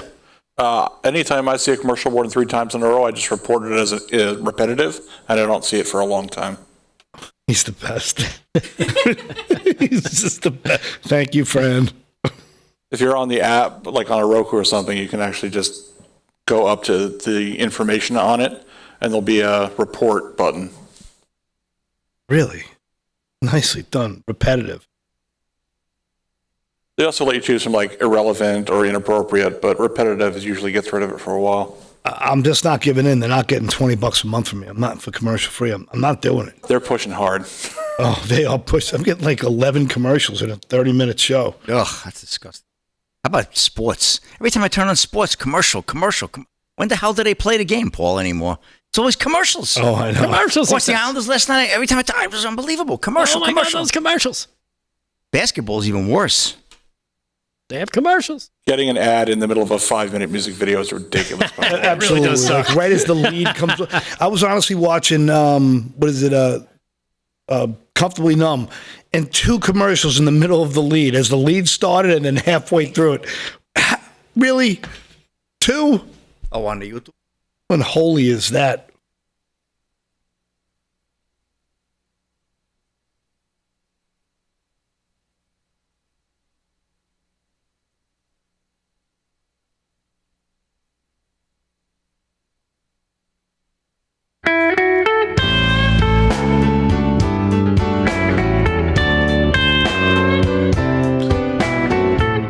sound like the Blues, 17 past the hour. While we may have won this election, the fight to restore the great nation is only beginning. Now's the time to take a stand. Patriot Mobile is leading the charge as America's only Christian conservative wireless provider. Patriot Mobile offers a way to vote with your wallet without compromising on quality or convenience. Patriot Mobile isn't just about providing exceptional cell phone service, it's a call to action to defend your rights and freedoms. With Patriot Mobile, you'll get outstanding nationwide coverage because they operate on all 3 major networks. If you have cell phone service today, you can get cell phone service with Patriot Mobile. Plus, you can get a coverage guarantee. But the difference is every dollar you spend supports the First and Second Amendments, the sanctity of life, and our veterans and first responders. Switching is easy. Keep your number, keep your phone, or you can upgrade. Their 100% U.S.-based customer support team will help find you the perfect plan. Right now, go to patriotmobile.com/RAV or call 972-PATRIOT. That's patriotmobile.com/RAV or call 972-PATRIOT and get a free month of service with promo code RAV, R-A-V. Switch to Patriot Mobile today and defend freedom with every call and text that you make. Visit patriotmobile.com/RAV, patriotmobile.com/RAV, or call 972-PATRIOT. Well, you don't go out and buy a life jacket when the boat's already sinking. Nope. And you don't buy gold when the economy has already collapsed. Clearly, others are heeding this advice as gold hits an all-time high in the first part of 2025. It's not too late for you as well. The company I trust to help you diversify into physical gold is Birch Gold.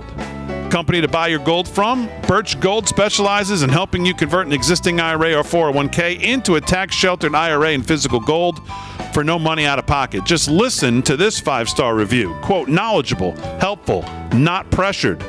That's what you get with Birch Gold, and that's why RAV has endorsed them for so long. Get your free information kit on gold right now by texting the word America to the number 989898. There's no obligation, just useful information.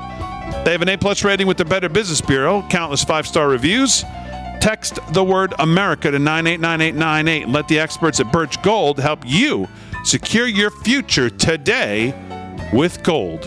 Text America to the number 989898. Do it today. 19 past the hour, live from Studio 6B. Let's do some sports. Sports is brought to you by Mike Lindell. LFS6B is the promo code to use if you shop at MyPillow.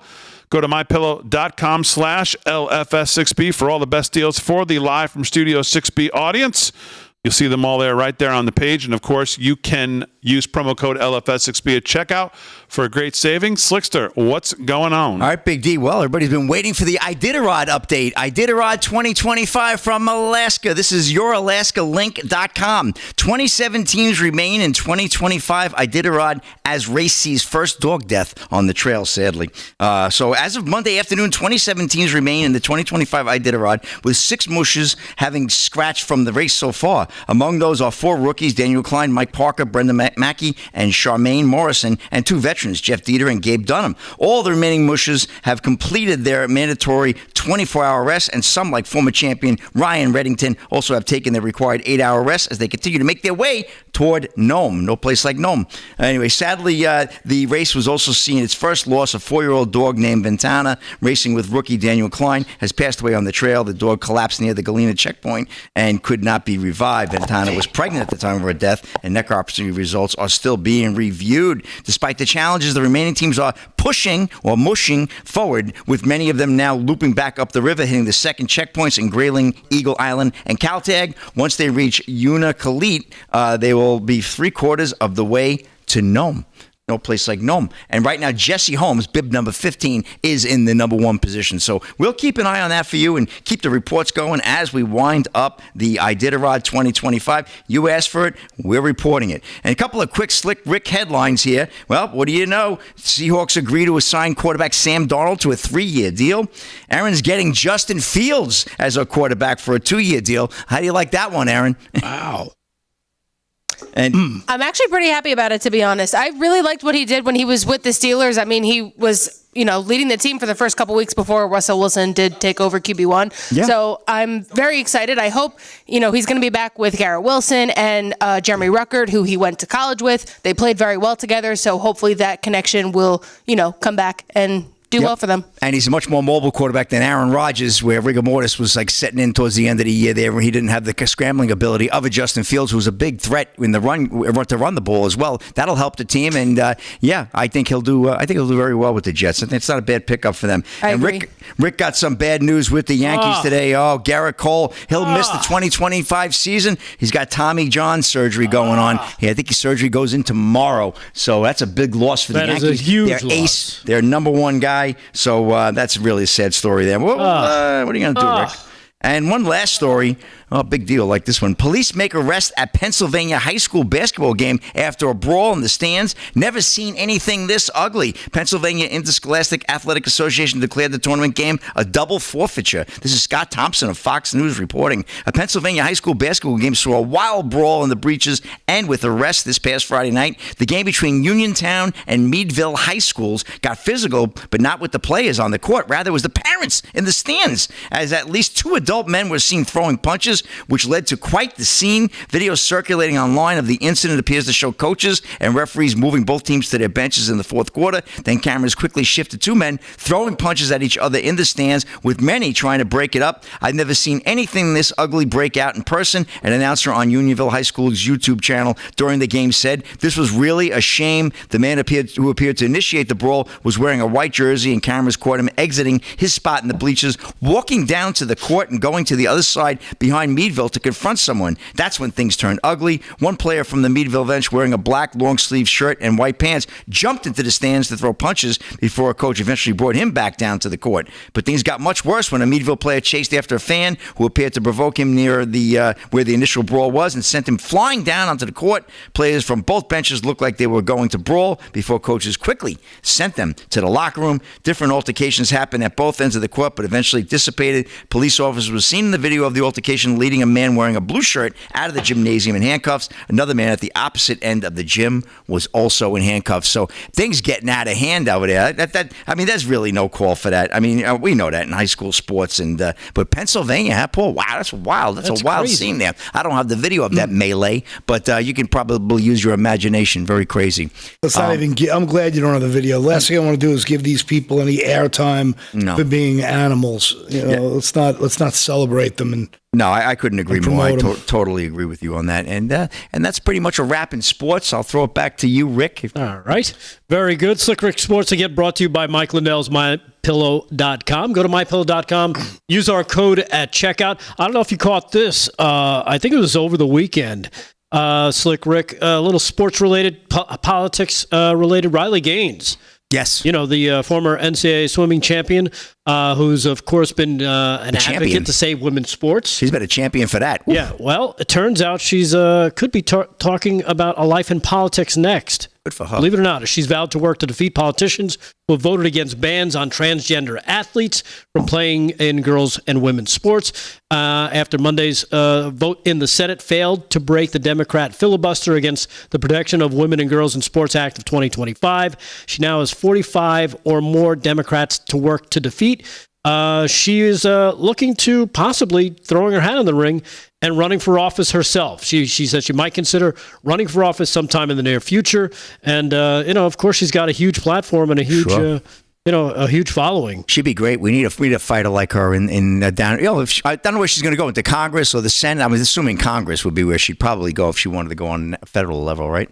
Most likely. Well, both are federal. One would be Senate. The other would be the House. I'd probably see her more of as a House representative. Definitely. Making a run. Yeah, I do But, she's passionate about what she does. It's definitely not something I would rule out, she says in this quote. I don't think I'm that crazy yet, because I do think you have to be a bit clinically insane to voluntarily do that. But I do believe that maybe eventually influencing policy in that way is something I see myself doing. She has a hell of a backbone, and she knows how to stand up to people, so she'd be a good fighter. Yep, so there you go.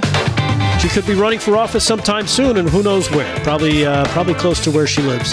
Live from Studio 6B, we'll take a quick break. When we come back, Damon will have his coffee, and we'll do some news with me and Paul coming up right after this. Live from Studio 6B, Real America's Voice. Stay there.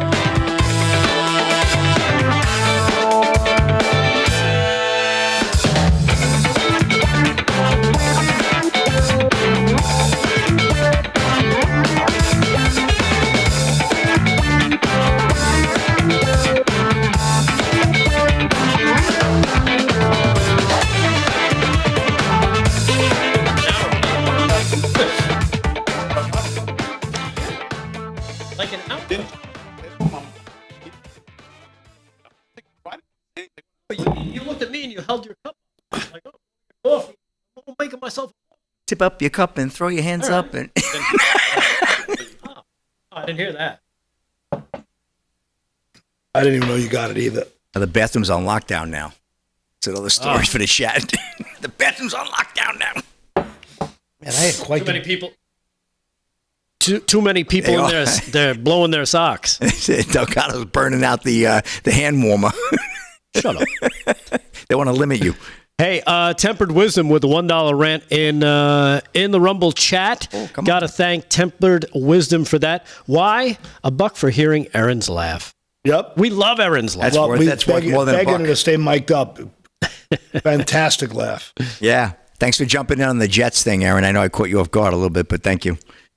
No problem. Good on I'm the telling Jets. you. I thought I was like, oh, I wonder what Aaron thinks. I'm telling I you. was pretty happy. I was talking about it with my dad earlier. Justin Fields, they signed. Yeah, 2-year deal. 2-year deal. Giants are going to They signed him sign tonight. Giants are Justin gonna sign Fields? Rodgers. Are they? Giants What, Damon? Good luck. Shut up. And then they're going to Better than draft Aaron Jackson Rodgers. Dart. I'll take it. Yeah, Aaron Rodgers. I just said Rigor Mortis was just sitting in. I said that on there. I shouldn't have said that Can on they there. trade down was to funny. pick up Jackson? True, though. It is. It's okay now. Rick can deal with him on the Giants. Shador Sanders He now? didn't sign with the Giants, did he? No, but there's talks that he's going to go there to the Vikings and pull off a Brett Favre trifecta. I thought he was going to Pittsburgh. Who, Rodgers? Yeah. Oh, Child of the King, don't think Big so. D in the YouTube chat. Another 1775. The best paying job in America. Run for government and the grift. Shaking her head. Yep. 1775. That's the truth. Right And there. Pillas Talas Thank you, Child of the Tapas King. has a $1 rant in the Rumble chat. Ed the Great, only pay for internet, $35 a month. Cable bundle can be $250. Such a ripoff for left-wing programming. Oh, God. Very true. That's very true. I got to look at my cable bill. I called the guy up and says, you guys do this without a gun?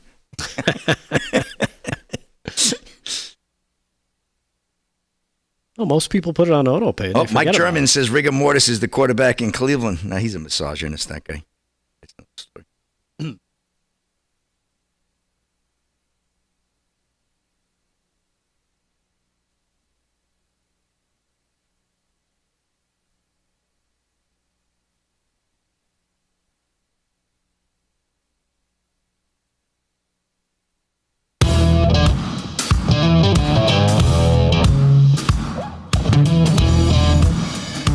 All right, 30 minutes past the hour, live from Studio 6B on a Monday night, getting a brand new week started. Hope you had a great weekend, everybody. Hope you have a great week ahead. Lots to do, and I'm sure it'll be a busy one as always. Slick's doing sports. He'll do some more before the end of the show. Paul Nolan's got some more news coming up as well, but right now, let's do the news with Rick Delgado. What else is going on out there today? All right. Well, there was one story in particular I wanted to make sure to get to. Of course, we were talking about DOGE earlier, and of course, things that they've been finding. And, you know, Elon's, from what I understand, is trying to be as transparent as possible, putting things up. But did you hear what Tim Burchett had to say about what they've been finding with DOGE? If you haven't, here it is. Cut number 3. Been on fire lately. Yeah, he really has. Here's cut number 3 with Tim Burchett on DOGE and making some not so subtle suggestions to maybe some colleagues, current and former. Here's cut 3. Check this out. And all you're seeing right now is the graft, and that's why the left is pitching such a fit, because Elon Musk very bravely has stated there is a paper trail, and it will lead us to where this is. And you know good and well that stuff's going to go right out of the American taxpayer's back pocket, right into the pockets of politicians. In the past, we've seen it go into campaigns. That's been documented through some other funding sources.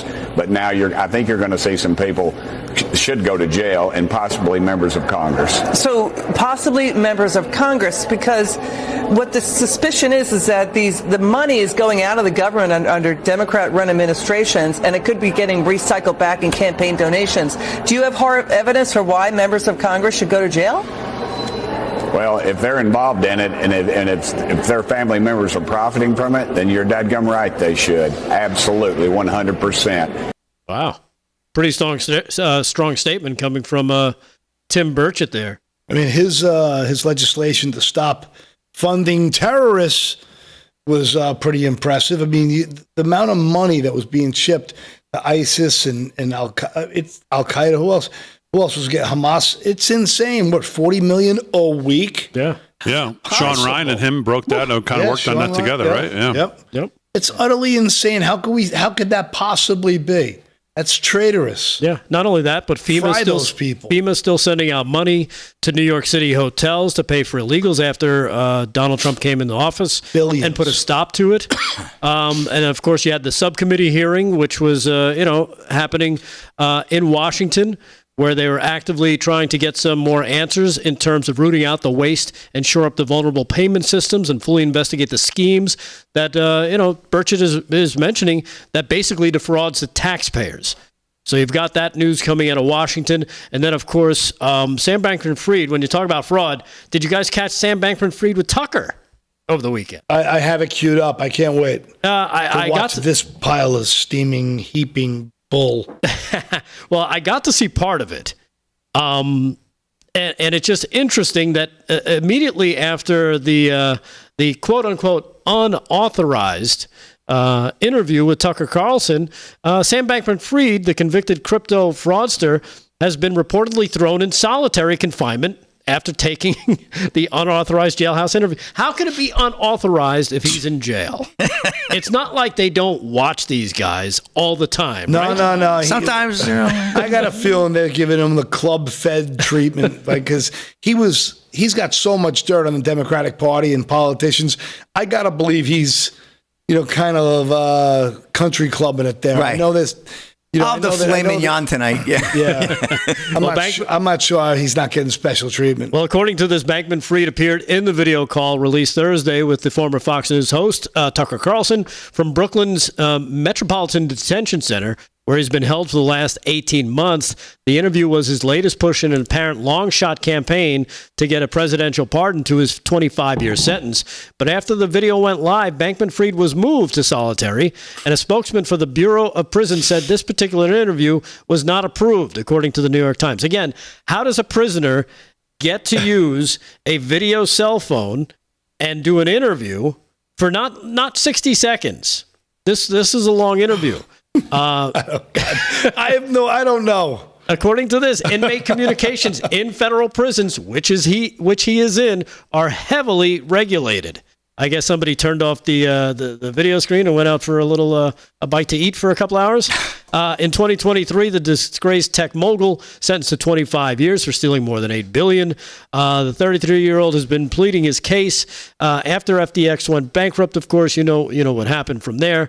But I just find it interesting that now the people that run the prison, who look after the bad guys, who we're supposed to trust, are all like, oh, my goodness, we didn't know he was doing an interview, and we didn't know it was going to be with Tucker Carlson, and we didn't know it would be broadcast. In Thursday's interview, Bankman-Fried also revealed that what it was like living with alleged ex-gangsters and high-profile cellmates like Sean P. Diddy Combs. And speaking of Combs, Bankman-Fried says he's been kind to me. It's a position no one wants to be in. Obviously, he doesn't, and I don't. It's kind of a soul-crushing place. So there you have it. Well, you steal $8 billion. You really shouldn't, have your soul pampered when you think about it. When you think about it. Yeah. So there you have it from Sam Bankman-Fried. And I don't know if you caught this as well. From the weekend shows. I'm sure you did, Damon, because you do that stuff for us. So we don't usually I do, but I have to say this Sunday I did not watch 1 second of one Sunday show. Coming off the college tour on Saturday, I did not see anything Sunday morning. All right. Well, this is CBS's Margaret Brennan, as she, of course, the big thing. Trump is still getting very high marks on the illegal immigration and how much it's dropped. Here she is trying to go with the old, they're separating families gig. Cut number 4. Here she is trying that with Kristi Noem. Check this out. The administration has revived this policy of detaining migrant families, parents with children, in ICE detention centers. Bush did it, Obama did it, Biden did not. Have you seen these Texas facilities where children are being held with their parents? Are you comfortable with it personally? We've got detention facilities across the country, and there's specific ones that are built specifically for families if they are detained. But remember, everybody has an option. They have an option to be here legally or illegally, and they can self-deport as well. We've set up a system and a website where people who are here illegally right now can register and they can choose to go home on their own and keep their families united. Well, the kids do have a choice. If they have parents, they make a choice to keep their families together if they want to, or not. If parents make a decision to leave their children behind, then that's a choice that they made as a family. And we need to remember that when Americans break the law and they have consequences or face a situation, they're separated from their families too. I don't believe we should prioritize people from other countries above Americans. Yeah, exactly. Or else Sam Bankman-Fried would be like, hey, what about my family? I'm separated from them. Yeah, that's true. But of course he's not. Do you think there's a time that Margaret Brennan gets off the air after doing a Sunday show and thinks that maybe, this is probably not for me? Or no? Or no, you think she just keeps going? You mean after she gets clubbed like a baby seal right there? Yeah, I mean, is there ever a Sunday morning that she gets done with the show and walks back there and thinks, I've done all I can do. I have set the bar so high. I'm not very good at this. This is really, I should go find something else to do. It's time for public television programming. I think she would quit because she thought she's a genius. The money's too good, I guess. She's achieved new heights. Right, I guess the money's too good. It's good work if you can get it. Yeah, That's what you call a prostitute. Because she can't get done with these shows after getting, just absolutely obliterated every week that she has anybody that has an IQ higher than 10 on the show and just smacks her around. I mean, she can't get off the air and think, I don't know. Yeah, like she has this different view of what happened. Like, oh my God, I was great there. Did you hear my question? Not realizing that she just gotten clubbed to death. Yeah, it's just brutal every Sunday. I don't know how you do it every Sunday. Yeah, she gets baby sealed all the time. Just amazing. It's just terrible. She is so bad at it. Yeah, but she keeps coming back for more. This is so arrogant. You know what? And I go back to, remember when J.D. Vance, was it her that he Yes, of course. And this is why they go on, because they're so terrible, because they suck so bad. It's like, I'm going to look great here. I might as well. Yeah. I mean, who's watching? A bunch of liberals who might, if you get just a few of them to go, you know what, that person's right. You're winning. Right. You've already got your own echo chamber. You don't need to talk to them as much as you need to talk to the ones you're trying to at least break through. If you can have a breakthrough here and there, and all of a sudden they start questioning things, and all of a sudden it's like, well, and then they start having talks with some of their friends and be like, you know what, I was thinking the same thing, and it starts to break down, and maybe you get more reasonable, blue dog Democrats start to show up and be like, you know what, bro, you're seeing so many more liberals, especially in the media, realizing it was wrong. There's a lot of it going on. Yeah. There's a lot of people finally acknowledging not sure what was I standing for. Yeah, I'm not sure I'm going to die on this hill. I think we'll take a step back. Yeah. But you still have the wackos who are out there, and they're always on X and TikTok, and love them. Keep up the work, especially you, Jasmine Crocker S. Did you guys see over the weekend? Keep sending her out. Yeah, keep sending her out. Gavin Newsom admitted women shouldn't be in men's sports. Oh, yeah. I mean, vice versa. It's about... He says he's never used the word Latinx. Yeah, he's... I guess he's starting to get a little more moderate for his run for the White House. Well, yeah, he's going to do a podcast now. Yeah, his first guest was Charlie Kirk, where he admitted that men and women's sports is a mistake. Yeah, I think it seemed like, and I saw just a little bit of it. Seemed like Charlie Kirk was in charge of that of that interview. Not so much Gavin Newsom. And Newsom talking about his son being the biggest Charlie Kirk fan. Yeah, that's too funny. That is funny. By the way, we had 2 more super chats. Make sure we talk about it.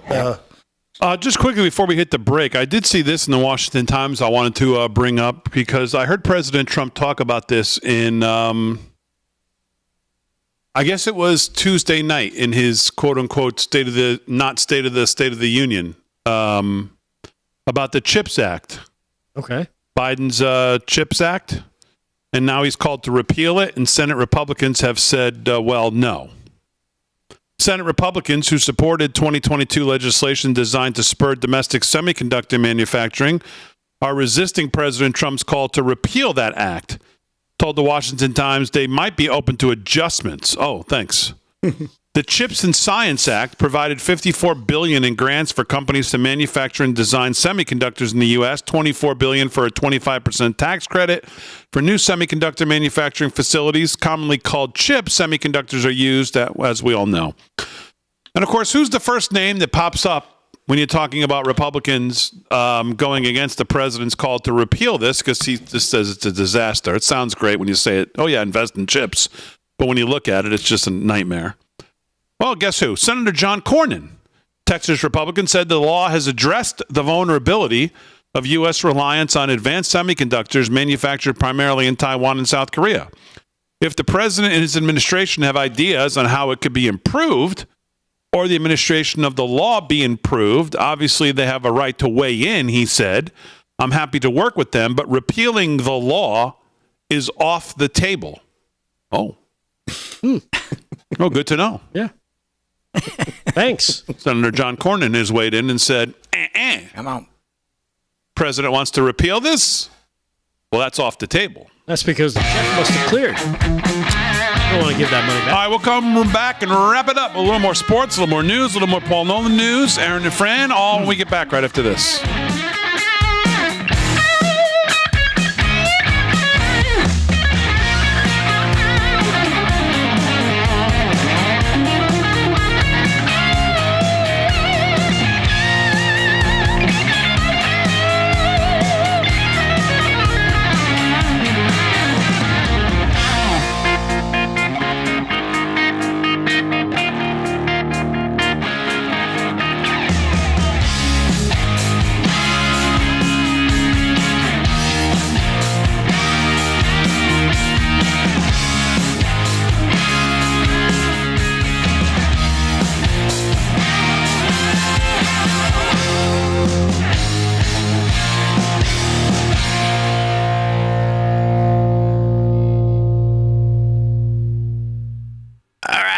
In the chat, super chat, in the YouTube. In the YouTube. In the YouTubes.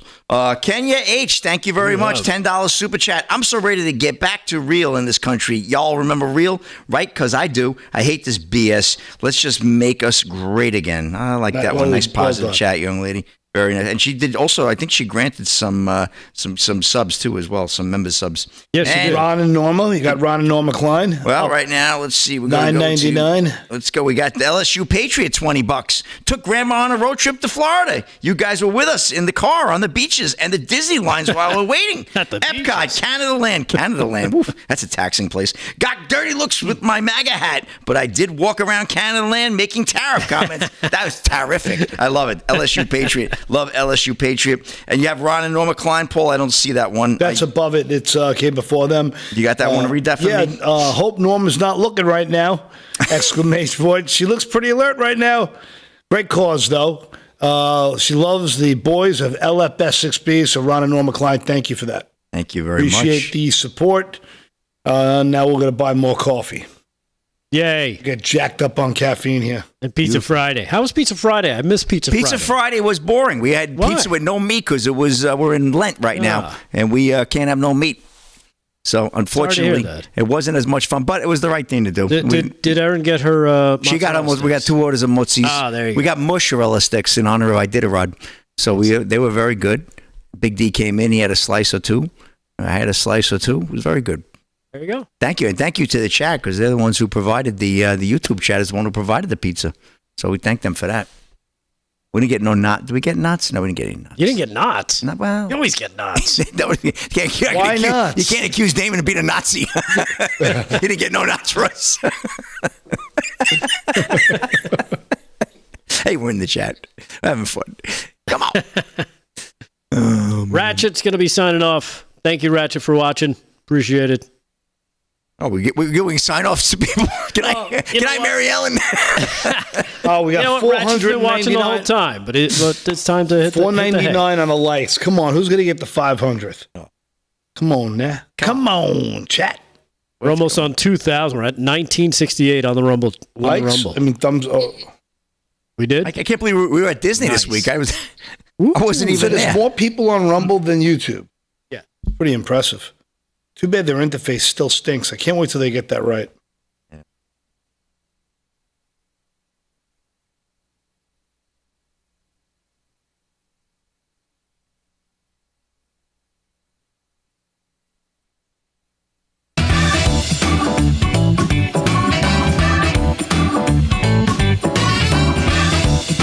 All right, right, live from Studio 6B, 13 to the hour on a Monday night, Real America's Voice. Just before we do sports, a little more news from everybody. I just want to quickly, I saw this tonight. Semaphore reports Democrat Chris Murphy. Oh, I saw that. Has left his wife for Tara McGowan, who runs a large Democrat propaganda site purporting to be local news. Senator Chris Murphy has now separated from his wife, I guess because he's dating the CEO of this network of digital media sites known as Courier Newsroom. And Megyn Kelly says, wow, what a guy, Connecticut, great job. And as I've been saying now for a long time, we are embarrassed in Wethersfield, Connecticut for Chris Murphy. And Wethersfield High School is embarrassed as well. He is a clown. So, all right, let's do a little more sports, and we'll try to get to everybody here. Slick, kick us off. Right. What else is going on in sports? Anything else we need to know? Just one quick sweep of the scoreboard. Big D, just a couple of NCAA games right now in final in OT. Robert Morris 79-76 over Oakland. Montana State downs Idaho State 80-66. And Troy topples Arkansas State 94-81. NHL action. Senators lead the Red Wings 1-0. About 18 to go there in the third. 51 seconds to go in the first. No score. Blackhawks and Avalanche. And in the final tonight, Sabres over the Oilers 3-2. Maple Leafs and Utah Hockey Club 10 p.m. Puck drop. Well, what do you know, Big D? NHRA is back in season. We're fired up now. We had the Amalie Motor Oil NHRA Gator Nationals. I actually caught some of it. Good stuff over the weekend. Gainesville Raceway in Gainesville, Florida. And we have the winners. Top fuel went to Sean Langdon. J.R. Todd took the funny car. Friend of the show, Erica Enders, who watches the show, Pro Stock. And then Cage Herrera took the Pro Stock motorcycle. Pro Mod was Jose Gonzalez. And if I have time for just one more quick one, Big D, I want to get in one rodeo result, if I may. I don't know if I may. Can I? Do I have 2 minutes? Rodeo Houston? Go ahead, Slick. All right, Houston. Well, I know we're in a wrap here. NRG Stadium, Big D, big rodeo, bareback riding. Bear with me. We're in Super Series 2, third round, and here we go, bareback. And the winner was Lane McGee, 88 points on Survey Championship Rodeos. Wired up. Hey, I'm all revved up. What can I tell you? If they're NHRA, Steer Wrestling, Travis Monroe, 4.5 seconds in the third round. Team roping went to Coy Britton and Colton Britton, the Britton brothers, 5.9 seconds, $3,000 a piece there. Saddle Bronx, saddle up Rick. Leighton Green, 85.5 points on Survey Brothers Rodeo. Don Juan, there a beauty there. And we got the tie-down rope, and look at Rick, he's poking around by the back of me. Third round, Joel Harris, 7.8 seconds. Barrel Racing, third round, Jamie Olson, no relations to Jimmy, 14.74. And last but not least, oh, thank God. Bull riding. Come on, Big D, where's your rodeo hat? You come on, man. Wacy Sha-la-la-la, 88 points on Bailey Rodeo's Unjustified, $3,000, which is exactly what you're doing right now. You're unjustified in your mocking of the radio here. Rodeo, $360,000. Yeah, radio on the rodeo. That's it, Big D. That's a wrap in sports. Back to you. All right, Slick, very good. We'll see you next Monday. All right, let's do some news with Paul Nolan quickly before we finish up with Rick Delgado. What else has been on your radar, Paul? Well, I think it's laughable that Canada's Liberal Party elected Mark Carney as its new leader Sunday. Yeah, you weren't too happy with this guy. No, this is disgusting. I mean, first thing I mentioned, what did you say? Everything you see in the news tells who is he? He's a genius, right? Every news story, because why? He was a Bilderberg meeting, not just that, but he was an executive with the Bilderbergs in the meetings there about global, domination and totalitarianism. He's a World Economic Forum puppet. He's a central banker. This guy is the ultimate globalist, eugenicist, an absolute demon. And the reason he's in there right now is because he's going to go head-to-head with Trump. Well, good luck, because this is exactly what we want to see at this point. So that guy, Pierre Poilievre, didn't win anything? He's not... No, this was an election within Trudeau's party. So he takes over Trudeau's spot in the party. Right, and they're saying that he's going to win in the landslide. And now he's going to go up against the Conservative Party leader, Pierre Poilievre. But now, aren't they saying, he's going to smoke him? They're saying he's got endless amount of money, and he's going to smoke him, and they think he's the one who's going to take on Trump, and he's going to easily beat the Conservative Party. I just think this is laughable, but this is what they prop up. a World Economic Forum globalist puppet. So if conservatism wins in Canada, that's going to be the sign that populism will take over the globe. And, we'll see him, happen in Hungary. We're seeing it around the world. So let's just hope here. But this, to me, is just another example of the globalists will not stop. He worse than Trudeau? Is that possible? Yeah, without a doubt. Oh, it is.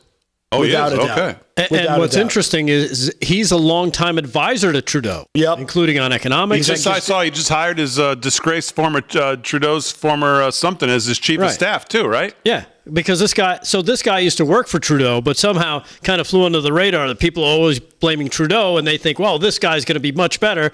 They don't realize he's basically the same thing, probably worse. Yeah, he's like Trudeau's daddy, except he's not a Cuban dictator, but. He is. This is a guy who's just all over the globalist stage, and he's a nonstop warmongering, typical, totalitarian eugenicist. He talks about zero footprint, zero net carbon. I mean, this guy is all about every. And you said he was buddies with Ghislaine Maxwell. That's right. There's pictures with him all over the internet with Ghislaine Maxwell and Prince Andrew and other animals of all these. International soirees, if you will. So I didn't want to overdo it on this with 3 minutes to go, but I just figured I would get it out. You're talking about it all night. Yep. So I don't know. I didn't want. And so we give him so the guy, the Polivier guy has no chance? That's what I'm reading about. I don't know about that. He seems pretty damn popular. He does. But all the news media is pumping nonstop. It's the news media. Yeah, because why? The AP is the Associated Propaganda, as Elon Musk calls it. Reuters, same thing. All these places bought by the same groups, and they're just going to keep pummeling your brain with the same information that he's a genius, that he can handle Trump, that he could take on big, bad, evil orange guy. Do you mean propaganda? Is that what that is? All right, Delgado, anything else that you want to cover before we wrap it up for a Monday? Yeah, let's go with Paul's propaganda. Okay. As CNN gets exposed, the producer for CNN gets exposed. It's a perfect lead-in, believe it or not. Yeah. You're kidding. Of how CNN runs their propaganda campaign. And then they mentioned Matt Gaetz in particular. Here's cut number 2. Check this out. News propaganda? Oh no. Okay, can you define propaganda? I think I know, but how is it? How do these guys not know they're on? If the agenda say is to like Matt Gaetz right now, he's like this Republican, he's a problem for the Democratic Party because he's so conservative, right? And he can cause a lot of hiccups in passing of laws. How old is this? So It's short. Just came out today. It would be great for the Democratic Party to get him out. So we're going to keep running those stories to keep hurting him and make it so that it can't be buried and just settled outside of court and just if we keep pushing that, it's helping us. That's propaganda. It's helping us. Yeah. That's how they do it. They focus in on a target. They come up with stories. It's not the crime and find the criminal. It's let's find the guy and then we'll make up the crimes. Right. And they do it in this respect. CNN, that producer admits that's what CNN does and how they run their propaganda campaigns. And there's a lot of dirty talk about the made-up allegations of sex trafficking with Gaetz because of this reason, through that guy, the dentist Rosenberg, whatever his name was, and that guy's got all kinds of connections at high global levels. I mean, that's got to be a couple years old, that video. It might be, yeah. It's Project Veritas, but again, kind of fits in exactly what you're talking about. No, that was the one when he lost his position that Trump nominated him for. That was the story then. They were pummeling it. No, he said settled out of court. That was long before that. All right, as always, we salute our military, active and inactive, police, firefighters, first responders, EMTs, everybody on the front lines protecting us. Thanks, everybody on the show. Aaron Fran, great job as always. Most of all, thank you to live from Studio 6B audience. We'll see you tomorrow night right here, 8 p.m. We're back live from Studio 6B.